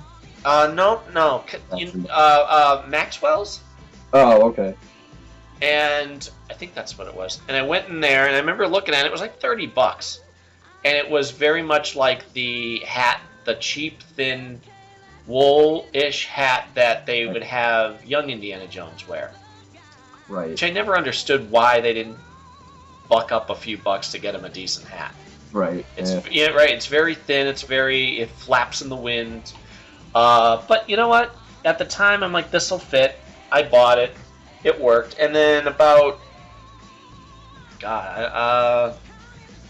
maybe 10 years ago, I got the official, through that website hat. Mm. And it's cool. But again, you have to. The biggest problem I have with it is trying to figure out how to rest it, because if you rest it and it leans on the brim, now the brim is going to be bent for a while until you can. Yeah. Well, I have an old coat hanger, like a stand-up coat hanger. So when I do get it, I'll put it on top of there so that it's not resting on a brim at all, and just leave it, let it have that crescent, like I said. And the thing is, I shaped the one that I have to have more of a turn, but it's just not crafted in the right way. It's a very nice hat, don't get me wrong, but it's not, it's not crafted correctly. And when I dress like Indiana Jones, I want it to look perfect, because who knows who'll ever see me in that, picture. Yep. Be like, whoa, wait, hey, that actually looks exactly how it's supposed to look. Let's hire that kid. Pipe dreams, but whatever. Whatever. Like I So- said, if I could just play MacGyver's son, I'll be happy. That's So yeah, so that was there's very little I need to round out my complete indie collection. I guess not very little. There's a ton of stuff. I mean, on the forums and whatever, guys have got posters and movie programs and pins and all sorts of stuff. Read the records and the novelizations and things like that. But for me to feel like I have all the things that I want, there's not too much. It's just a money thing. right. Well, how did you like the book that you got? I didn't get it yet. I just ordered it yesterday. Oh, you'll love it. They did two of So- them so far. Yeah. I saw the other one too, but again, I just really wanted to round out what I had and not spend too much money. So Yeah. at some point I'll get all that rest of that stuff. But I guess the point was, so I ordered the Captain Americas because I just want them and whatever. And then after that, like I said, there's so little. There's a couple things I've been like, back and forth, like, maybe I'll get it if I feel like it, whatever. And it's just little stuff. Like they have the Gears of War figures that are 4-inch. I thought about getting them. I've only played the game a couple times, but I like the character design, so I might, pick them up out of the video game collector in me and stuff like that. But it's out; they're not hard to find or anything like that. Yeah. And then I'm just thinking, like, after this, the Avengers stuff, that I might cherry pick one or two here if I even feel like it.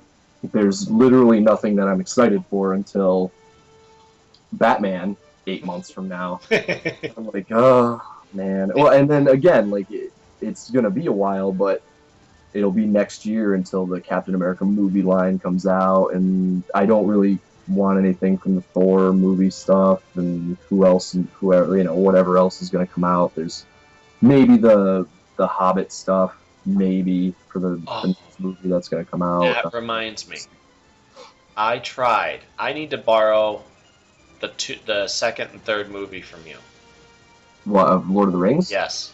Okay. Because I cannot. I tried for a week. For a week I listened to this. Yeah. I can't get through it. I tried my best, and I'm like, no, I just, when it feels like it's work, I don't think I should be doing it. You know what I mean? Yep. I thought, you know what, there's a much more enjoyable way. I want to get through it. I want to be able to discuss it. I want to be able to say, I know this mythology enough. Yeah. And I cannot get through the... Fellowship is hard. Holy crap! And you're just listening to it. And yeah.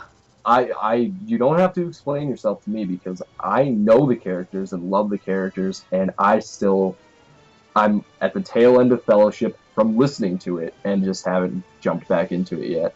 Right. I can't get through it.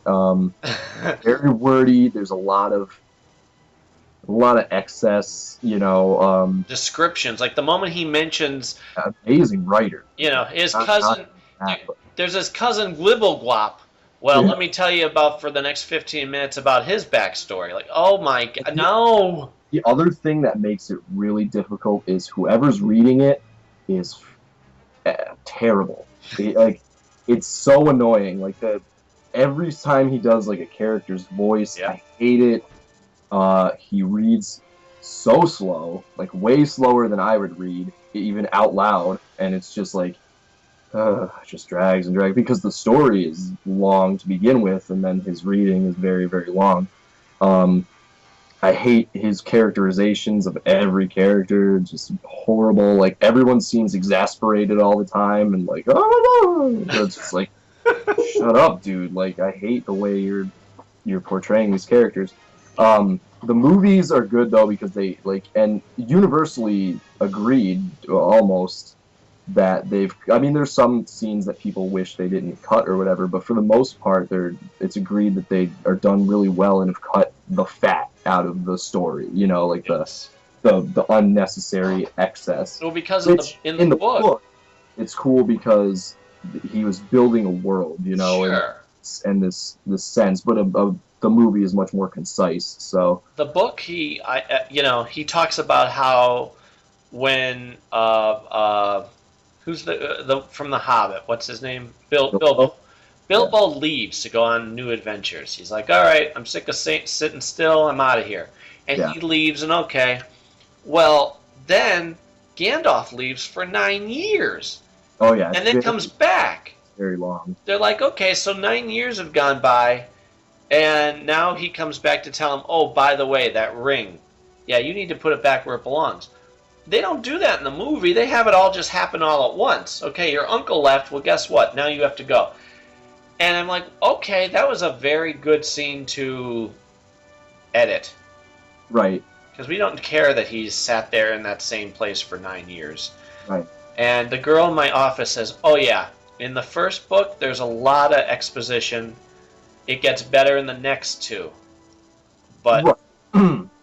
Well, I mean, again, he's setting the world, and he's explaining it, as far as it's set apart from The Hobbit, connected to, but different tonally, which you need, because in the Hobbit book it almost jumps right into adventure. You know what I mean? It's very fun. The Hobbit book is great. It's an I don't want to call it an easy read, but it's a fun read. Right. Um, and it kind of just goes, it explains who Bilbo is. You get a decent sense of Hobbiton and the Shire, and then Gandalf shows up, and boom, things start happening. It's never it's well written, and the descriptions are great, but there's a nice flow to it, and it keeps going and going, and it's good. Lord of the Rings drags again because as anybody who loves Tolkien knows, he wasn't really a fantasy writer. He was a historian, and what he was creating was this world with history, and or he was a language, or whatever that's called, professor of languages. Mm-hmm.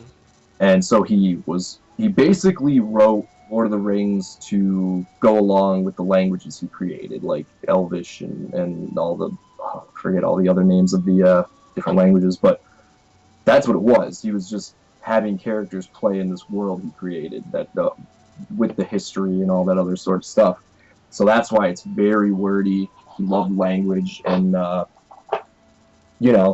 that's where that all comes from. And it's immense. It's an undertaking, really, and one that I've still not found the patience to get through. Though I love the universe. Sure. And I thought of you too as I'm listening to this. I'm like, holy crap! If he got through this, God love him, because I just, and I hate feeling defeated. No, but I feel like it would be better with a different narrator. It might be easier to take, but that guy, like I said, it hurt me to even listen to it, because I was not happy with his, like I said, characterizations and all sorts of other stuff, other problems and issues I had with it. But c'est la vie, I guess, Yeah. Did you watch that video of? I know we're jumping around, but did you watch that video that somebody made of Captain America fighting Batman? No. Where I was telling you that the outfits are pretty bad, but the fighting is really cool.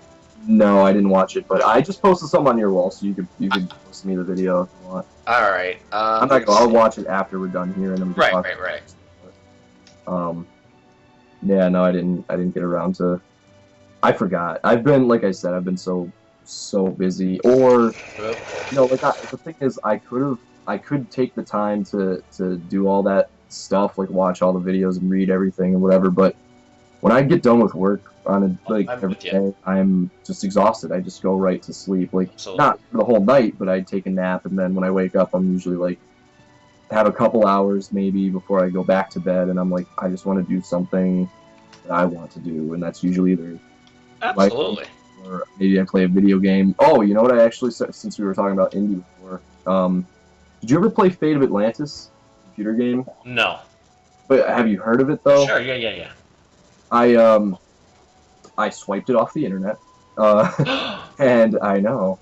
Well, you can't buy it anymore, and I mean, I guess you could buy it, but I don't really feel like downloading it onto my consoles. I want to actually. It's a point and click game for anyone who doesn't know what it is. It's you have the main screen, and it's just kind of like a painted backdrop, really, and then Indiana Jones moves around the screen and talks and interacts with characters. But you click on things. You have at the bottom of the screen, you have a bar that lets you pick different things you could do on one side, like pick up, look at, use, talk to, walk to, open, push, pull, whatever sorts of controls. And on the other side, it's your inventory, like you have the whip, and then if you picked up a newspaper or a piece of glass or a board or something, just stuff. And you point and click and use and interact, and it's like a puzzle-solving game, really. Like, you just have to figure out how to progress. But it's kind of universally noted to be one of the best Indiana Jones games of all time. It came out in 1992 or whatever, something like that. It's very old. But it's good. It's interesting. You get a lot of history. It's not pandering like it's supposed to. It's for Indiana Jones fans of whatever age. and it's clever. You know, you really do have to think and figure out what you're doing. But I've been playing through that every once in a while. When I get the urge, I just, decided. I Um, lent you. I lent you a couple games, didn't I? you did, but I haven't had a chance I to really forgot play. all about that. Yeah, the Batman games. I haven't hooked up my PlayStation 2 yet, so I haven't gotten a chance to play through them. So I'll get to it. I know. I will. It's just I never even thought about it until you were just telling me about this game. But it was fun, and like I said, the thing is, I'll flip back and forth. Like I'll close the game out, and then I'll just start writing, and then if I get stuck, I'll like pull that up and play. Because like when I'm working my brain, it helps me not feel like I'm just, oh, I have writer's block. This sucks. I'm gonna sit here and pout. Like it's just like, okay, let it be, move on, let it, Yep. let the brain, let the gears move, and just keep going. But so yeah, that's just how I keep it rolling, so I don't feel disappointed. Yeah. I accomplish enough, and then accomplish something else, and then those are my nights. It's a couple hours of just accomplishing something, so I don't feel like I just wasted a whole day. I hate working and then doing nothing. Because that to me, okay, it's accomplishing something, but it's for someone else. It doesn't really do anything for me. Yep. At all. Yep. I mean, I feel good about building and whatever, but I don't ever really feel good until it's done and I walk away and don't ever have to come back. In that regard, at least, and so I have to do something for myself. Oh, Otherwise, I feel wasted. I posted that video on our Facebook page. Okay. So if you go there, that's what it is. I wanted to ask you. I know we're almost out of time, but I wanted to ask you what your views are on Captain America. Do you view him as being superhuman strength, or do you think of him as just being a really strong person? And I'll tell you what. I'll tell you why I ask. I guess it doesn't really matter what my opinion of it is, because different people, different writers portray it in different ways. I mean, he has superhuman strength. There's no doubt about that. Like, okay, good. Only because I mean, as far as the movie shows and even in the comics, like, I'm sure in the comics he's been written enough where he holds back in the same way that almost any superhero holds back on different people, so that he doesn't kill them in one punch. But in the movie, it was a really good interpretation. Like, he threw a man out of the water.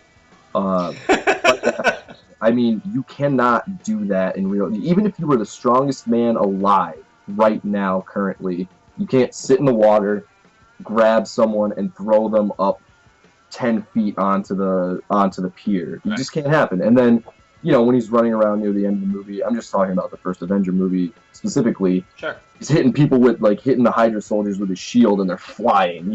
That's superhuman strength. I mean, it's more than any normal human, even the strongest one alive, can do. So it is a form of superhuman strength. I've heard people argue that he is just the apex of what the human ability is, but that's still, to me, that's just a fancy way of saying superhuman. Right. Because nobody is at the apex of what human ability is right now. So, but why do you ask? Well, because just like you, it seems like the theories are getting muddied depending on who you listen to. Because originally it was he gets the super soldier serum, which gives him stronger than average strength, superhuman strength. Right. And then in the 90s, they tried to look. We took away the super soldier. I don't like. I remember reading it during this time. They took it out of him. Right. But he was still able to be him, and I just thought, no, he now does not have superhuman strength. He can be very athletic, as strong as a average human can possibly be, a la Batman. Right. But then I don't know if they've ever gone back. I think in the end they ended up giving it back to him Right. because it is a defining thing about him. Right. Um, Literally the defining thing about him. It's Right. the only reason he is who he is. That's out. The only reason he's a superhero. right, and that was the thing too, because when they were showing the Captain America movie and the Avengers, they don't hide the fact that, oh no, he's not just some guy in a suit who went from being wimpy to being a soldier. Like he's got a superpower. Yeah. And whenever they argue Sort. That would be arguable, I think. A superpower. Well, I mean, the moment that you, like you said, you're able to throw somebody out of the water, that's Yeah. superhuman. The moment an average person can't ever do these things. Yeah, I mean, I guess when I think of quote unquote power, I think of Lasers. flying laser beams out of your eyes, regeneration, like Right. like I wouldn't even like Thor. Wouldn't say has a superpower, but he's a god, so that kind of encompasses the idea of what he is. But he doesn't necessarily have a power per se. Right. Like it gets Again, and that's the other thing. Sorry, He doesn't have all the superpowers, but he does have one. what's that? Captain America has one superpower. He's got more than that. I would say he has the strength thing, And the and his senses are enhanced, which is why he can, be as athletic as he is. Why he can throw the shield and catch it, and whatever. Like, he's an enhanced human being. Yeah. And that's what I wanted to. I was curious to hear your views on that to see if you took all that into account, which I'm glad to hear it, because it drives me nuts when I talk to people and they're like, "No, he doesn't have any superpowers." I'm like, bull crap, he does too. He's enhanced and everything that we already just said. I get it's semantics. I think is really what it is. But there's a lot of people that want Cap to be so much more normal, so much more human. And the thing is, he is. I mean, he's only when you look at the human superheroes, like with literally nothing else. For example, Hawkeye, Black Widow, Bucky. Tony Stark, to a degree, has no power necessarily, and Batman and Green Arrow and things like that. He's literally just he's a step above them. That's basically it on the power scale. Right. But he is the most human and relatable, in my opinion, superhero. Because even though he has that enhanced, he has the super soldier serum that enhanced him, he's still the guy on the battlefield who, he's next to the guy in the indestructible suit of armor and the giant green rage monster and the god. Yeah, if he gets shot, he's gonna die. Yeah, it's gonna affect him. Sure, maybe he'll heal faster, but he's not healing in the way Wolverine heals. It's just normal healing. Like, he's not going to get half his face ripped off and then it just heals and he's fine. Is the difference. So, I mean, sure, yeah, I guess, like, in terms of being in danger, Hawkeye and Black Widow would be more so, but they always turn out fine, so it's not anything to worry about. Well, I guess not. Hawkeye died, but and then came back to life, so it didn't matter. And what did you think? We never got to talk about. How are you liking the Avengers? The last one that I watched was the Dracula one. Yeah. Blood Feud. Right, and I have two more that I want to watch. I slept literally until 1 o'clock today because I stayed up last night watching a couple movies on Netflix until like 4. So I woke up and I was like, oh crap, I gotta get on so we can do this really. And I watched the new Ninja Turtles that came out before we got on here. Ooh. Which was very good. And then I was gonna watch Assemble, but I'm enjoying it so far. It's not. Did you see the one with Thor where it's Doctor Doom and the giant creature that comes out of the ground and Thor? The one that I was telling you made Thor shine really well. I did, yeah, and I actually I watched it twice. Because when you asked me and I said no, I just forgot that I had watched it. Yeah. But yeah, so I watched it twice, and yeah, it was good. I mean, it's enjoyable. It's not. It's still not. I still don't feel about this one the way that I felt about Avengers Assemble. Earth's Mightiest That's the one. Mightiest Yeah. Heroes. Right. But it's not something that I'm like, this is garbage. You Like know, Ultimate first Spider-Man thing. is. Right, of course. So, I mean, it'll take some time, and I'm just glad that there's a cartoon on and that kids are seemingly enjoying it. You know, yeah, it's good. I like it. I'll tell you, from that Thor episode and the Blood Feud episode, I love, because I've had to watch them twice. I watch them when they're on, and then I record it Right. so we can keep it. Right. And I feel like they're firing on all cylinders as far. Again, it's not like you said, Earth's Mightiest Heroes, but I don't feel it's. I'm excited, and the newest one focuses on Cap a lot, so I thought of you. Cool. And what did you think of How You Like in Batman? I watched the first two episodes. I liked it. All the stuff that you said takes getting used to, like the Alfred sort of thing. But you know what? Honestly, I mean, despite the years of Bat books where Alfred was no more than the butler, like this, it seems like a cool progression to bring it, you know,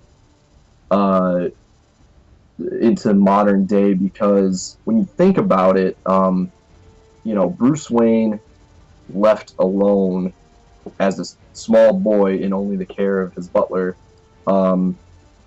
who has zero like bodyguard training, would kind of be weird. And the fact that, you know, Alfred is the butler, but he was also, you know, MI6, I think he said he was, or some sort of British soldier of some kind. Makes sense, because when you think about it, he would have needed probably a physical protector throughout his life. Why not just make it Alfred? Like, it doesn't like cut me in a way that I'm like, dumb, you know, stupid. It can make sense, you know. I agree. I read an interview where they said this is obviously Batman just starting out. So we already watched Alfred break his ankle. Right. So he already said, I'm not going to be what I was before. So we're going to see him eventually become the butler that, you know, we all know, but yet still have that edge where he's picking up a shotgun and not afraid to use it, type of a thing. Right. And to a degree, again, that makes a lot of sense, because Alfred currently, in the books and otherwise, talks to Bruce about fighting and crime and stuff like he knows what he's talking about, despite the fact that he's literally only a butler. You know what I mean? Unless, you know, they're in the unseen years, Bruce and he figured out how to be detectives together or something like that. But it's never, in my experience, has never been explained in the book how Alfred is, you know, so savvy with all of these crime solving techniques and things like that, despite having only been a butler. So this makes it helps it make sense, and I don't hate it. No, not at all. And you know what? I didn't hate it from the beginning, and from the second episode on, I love it. Yeah. So I'm gonna go probably today. I'll do it. Like, I might rest a little bit or get some food or whatever, but I'll spend the rest of my day watching the cartoons I missed and going on demand and things of that nature. It's great. I'm telling. I love every episode. Watching it, it's exciting. Yeah. It's by the same, you know, obviously it's the same people who did Green Lantern, but they're really getting it right. There's no complaint about the action in it. You know, that was the problem with Green Lantern. They stuck him on a ship and didn't explore different avenues enough. It was always the same cast, the same, you know, and they really unnecessarily limited themselves. Yeah. With Batman, though, they're like, no, we're taking the villains that you haven't seen before and watching. Wait till you see the one with Anarchy. Okay. That's. I thought the writing on that was brilliant, because they do a thing where they take away all the obvious options of beating him. Yeah. And they really surprise you. Yeah. And of course, the fighting's fantastic. I think you know what I watched a little bit of Green Lantern here and there, and never really grabbed me because so much of it was in space. You know, like I would love it more if Hal was, and I know, I guess by definition, Green Lantern has been, you know, a space book or whatever, for the most part. But I would have liked it a lot more if Hal was on Earth, you know, protecting Earth like he's supposed to. I mean, not really supposed to, but generally, you know, he's there. Um, but if this all culminates in like a Justice League cartoon in all the same style, but then they have the Justice League, but still have their individual shows too, like I wouldn't be opposed to that. Oh, you're I right. know it's a lot of work, but I wouldn't. Their characters can, for the most part, carry it. I don't know if the Flash could do it. Green Lantern didn't seem to be able to, but like if Batman has this, and maybe say they do like a Superman cartoon in the same style or whatever, and maybe I don't even know who else, but then like you know they do Justice League too, then it'd be nice. You know, it'd be a way to tie it all together in continuity and Yeah, I you hope they do. have to watch it, make it like a must watch because you know this is going to affect the Justice League, and then this other stuff is going to affect Batman by himself. You know, like you need that sort of what's the term? I lost it. Shoot. Synergy Sure, good between word. shows. Yeah, I think that would be brilliant too, because I mean they already did that with the classic. They started with Batman and Superman, and we got the great Justice League cartoon. Right. Absolutely, I think they can do it. Yeah, they could. Now, if they will, well, you know what? I'm gonna guess something and see if it happens. Okay. With the way they're doing it, and with the fact that in a couple years we're gonna get the Justice League movie, Yeah. they'll have a Justice League, and if they're smart, they'll again connect it to the Green Lantern Batman thing. Right. Right. That would be brilliant. Oh, Just need to stop rebooting. You know, just because like with the Green Lantern movie, don't reboot it. Don't recast it. Let it be what it was. Make the next one better. And or if you're just gonna not make a next one, just keep Ryan Reynolds as Hal and make it John in Stewart. it because he's good. He's not bad. And you already did it, so don't reboot it and say, "Well, you know, I know we just did a Green Lantern movie 3 years ago, but here's a new one with a new guy." You know, it's like just get over it, let it be what it was, let him interact with these new people because that would be an interesting. You know, you're going to get some interesting interactions from, you know, the Ryan Reynolds Hal Jordan character with the Henry Cavill Superman, and then whoever they choose for Batman. I would not be upset if they picked. I heard rumors of John Hamm Okay. from Mad Men being Bruce Wayne. I would dig that so hard. I love John Hamm. He could be Bruce Wayne. He could be suave, and he can also be, you know, pretty A tough badass. So yeah.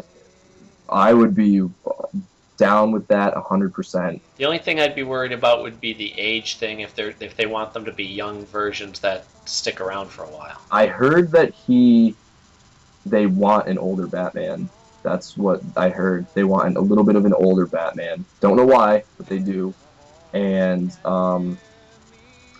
John Hamm's in good shape. You know, he could get in better shape. And just look at Hugh Jackman.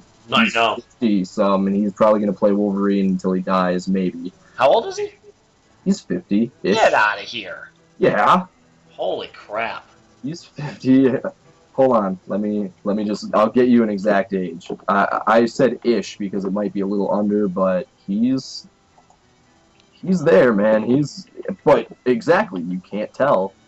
Yeah. Well, you know what's funny too, because I could see it in his face a little bit, like he's aging, but it's not. That's not a criticism.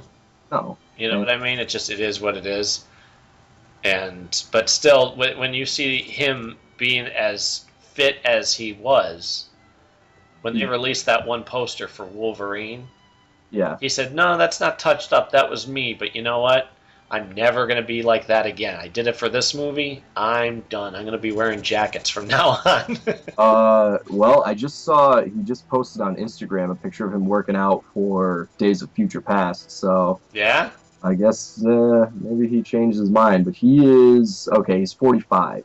He's Still. 45. Still. Yeah. Holy crap. Yeah. I mean, he can do it. And John Hamm is is less than that. He was born in 70. He's like 40-ish. Okay. So I mean, say you get 10 years of Batman stuff out of John Hamm. Right. Then you can always get somebody new. I mean, by then, let's just hope we have a bunch of Justice League movies to even argue about at that time. I'm not saying they're going to go with him, but that's the rumor. And, Sure. and as far as known actors that I can think of right now who I think could pull it off succinctly, he would be my choice. But that's not to say I can't be surprised or whatever. The thing is, like, to me, John Hamm looks. I think he's a great actor, but he looks like a Bruce Wayne. Sure. Christian Bale never looked like a Bruce Wayne to me. He's a great actor, and he did fine in the role, but he never screamed Bruce Wayne. Bruce Wayne has like jet black hair, Yep. which is something DC loves to do, is give all their characters jet black hair, despite the fact that none of them are Asian. And Marvel with the red hair with the women. Right, exactly. Right. And I mean, there are far more redheaded women in the world than there are jet black Caucasian men, I think, though. But yeah, he's got like that really, really dark brown, almost black hair, and his features are, he has a jaw, and he'll look great in the cowl. Chiseled is the way to, Yeah, like Bale had such more of like an alien type head. His chin is very thin. Whatever. Like I said, I love Bale. I think he's a fine actor. He's great in everything I've seen him in, but he just wasn't Bruce Wayne to me. Yeah. So I don't know. We'll see. We'll see how they decide to go. And I posted, I think, to you the promo stuff for the Turtles season 2. Okay. Sketches and stuff. It looks really, really cool. Awesome. Casey Jones is going to be in it. Ooh, nice. Yeah, I'm thrilled. I'll post it while we're talking, but you probably already saw the giant lizard creature from the episode. Maybe you didn't get there. The Neutralizer. yeah. Yeah, very cool. I'd seen that either as an action figure that they had shown at one of the shows, or I'd seen just concept art, one way or the other. But I mean, I was still surprised when he showed up, and it was cool. And he looks like the Punisher, as a turtle or whatever. He has like the skull on his chest. Yeah. So that was cool. But Looks cool. Hey, what song do you want to play? I am gonna go a route that we haven't, I don't think, gone yet, and I'll tell you why. The other day, I got into this mood, and I wanted to make a custom figure of a character that I've wanted to do for a really long time, but never could do it justice because I just wasn't good, or as good as I am now at making custom action figures. And then I just broke down. I was like, you know what? I gotta make them. I'm just gonna do it, and you'll love it. I'm gonna show him to you, and you can say who he is. But you see that? Marty McFly. Yep. Nice. So, I would like my song choice, because I was making the figure, and I'm like, if I'm gonna make the figure, I'm gonna watch the movies. Sure. So I watched part 1 and 2. That's how long it took me to make. Mike is getting into it, by the way. So good. So I'd like to actually play the Back to the Future theme, if you'd be so kind. Absolutely. Are you kidding me? Oh, I don't know. One of my favorite movies ever. Okay. But I have the DeLorean that's in scale with the figures, and they never made Marty. They're not ever gonna make him, for whatever reason. Really? So I made my own. Yeah, I think there's something to do with likeness rights with Michael J. Fox. He's one of those guys who's not into that sort of thing. Eventually they will. And even if they did, the company Mattel owns the rights, so I don't know if they would do 4-inch. They'd probably do 6-inch, and it would probably be online only, and blah blah blah. So I had just made my own. Where'd you make them from? A bunch of different GI Joe figures. I used actually the torso is from an indie figure. The jacket is from, I don't even know where I got the jacket. The arms are from a Star Wars figure, and the head is actually Luke Skywalker from a comic-based figure, so it didn't look exactly like Mark Hamill, but it has a sort of like windblown Sure. hair, longish look, so I just used that. Let me look at it again. Hold on, I gotta bring this all the way up so that I can see how much I'm showing you. Yeah. You're not really gonna be able to see great on here. Oh no, that works. I see that you have the cuffs are turned up too. Yeah, well, that was the thing, and I had used all of my like rolled up sleeve forearms already on different figures, and I didn't have any more, so I just went with all long with it turned up because it's different throughout the movie. Right. Where his sleeves are pushed, so I just went with that. But the other thing I had to do, this was a pain. You could probably see. Maybe I had a Nike symbol on tiny GI Joe foot. Well, not only that, but you had to do the stripes on his button-down shirt too. Yeah, but I just did that with permanent marker so that they came out straight, and that was fine. And then I sealed them, and the coat actually, the life preserver, I had to sculpt, and out of epoxy. It was a process, It took a while because you have to wait for all these things to dry and stuff like that. Like when I used to do customs, it used to just be, I'm gonna switch this head, and if I can use Sharpie marker, that's fine. But once I started getting into when I started making my Nathan Drake figures, I was like, I don't want to half-ass it. I want to actually make it look good. So I went and researched and saw what the best type of paints are, what's not gonna, flake off and break and crappy. So I got into all the model type paints that I needed and sealing it and all these tips and tricks to make the paint not rub off if you move them. So I did that, and then it just kind of snowballed from there. Like I made 4 Nathan Drakes. I made Lara Croft. I made Solid Snake from Metal Gear Solid. I made Link. I made a Link from Legend of Zelda, which I was really excited about. I made 2 characters. I made from Resident Evil, Chris Redfield and Leon Kennedy. And then I upgraded 2 indies that I had. I'll show you right now. I really just gave them Indiana Jones G.I. Joe legs. Cool. For more articulation. I did jacketless and with the jacket. Nice. And painted them like I had to paint everything. And then finally I made Marty. So there's a couple more I want to do, but I don't know if I have the parts for. Like I've been pretty much just destroying a bunch of figures to make figures that I want that no one else will make. So that's the stuff that I can't do. I'm too much of don't mess with it. I don't even want to nick in one of my guys. Yeah. Like I can't see taking a guy and taking it apart and cutting into it. Like, oh no, that's why Yeah, it's power to you. The next one I want to do badly, but I don't have a head for him, so it's not, or at least I don't know if I'm gonna be able to find one. Is I want to do Bankman from Ghostbusters. I want to do Bill Murray's character. I have the body parts that I want to use, but I don't know if I have a head that I can use that'll do him justice. So right, we'll see. And then I also want to do from Breaking Bad. I want to do Walter White and Jesse Pinkman, but I know I don't have the parts for those at all. Like I'm gonna have to figure something out, or eBay. Just a bunch of people will put their parts in a lot, and you could just buy the pieces that they didn't use from their own customs. So maybe I'll find a lot that has a bunch of stuff I can use. So we'll see. But yeah, I'd like to do the Back to the Future theme. Good choice. It's so epic and iconic, and I don't think we've done a theme, like a movie theme yet. I know I've played it in the background when we're talking. Okay. Whenever we mention Back to the Future, I've made sure to play it.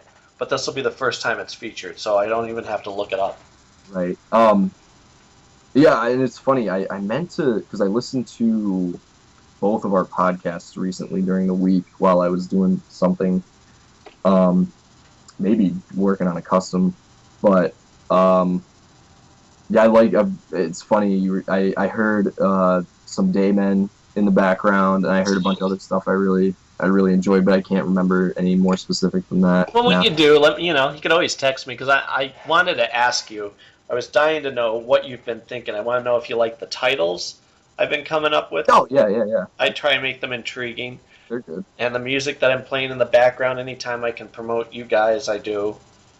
And, anytime we talk about something specific, I try and put I that. do want to specify in case anyone was curious. I don't. The pictures of the figures that Mac has posted that look like a collection are not mine.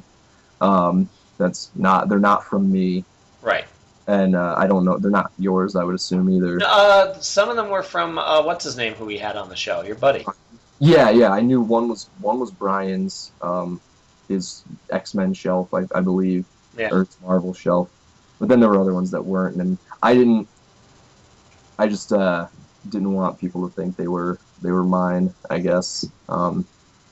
Not that it matters. I have just as many figures, but they're just not. They're not like that. I guess Yeah, yeah. not displayed in that way. So No, it's good. I just try and make sure I post pictures that are accurate with what we're talking about, which isn't yeah, always easy. no, no. I can imagine. Yeah, but good. I'm glad you're liking everything. Yeah, it's good. It's all very well done, and Thank you. I hope everybody else is enjoying it as well. Yeah, let us know. And if you think of any specific songs that you were talking about, let me know because I want to, Yeah. you know. Oh, did you listen to that song, the Jerry Reed song that I played at the last podcast? The Horn Man. Yeah, I mean, I listened to it. What you played of it on the show, yeah, At the end, I played it. yeah. I usually let them just play right through until it's done. So Yeah. it was good. I liked it. Cool. Yeah, it's catchy. Yeah. All right. Well, we're gonna let everybody go, Yeah, it's about that time. and I will do this with you next week. Yep, sounds good. All right. And everybody, let us know what you're thinking. Share the page. Support us, etc. One thing before we jump out. I was at the Patch yesterday, my cousin's bar, and where they have wings and very very good wings. And I got the address for people in case they want to go check it out. It's 110 West Grove Street in Dunmore. That's 110 West Grove. So if you want to check it out, and you as well, Mac, if you want to head Yeah. down, Thank you. tell them you know me. I ate so much. I was so happy, but I had nightmares because when I eat too many wings, for some reason I have maybe not nightmares, but just weird dreams. Really.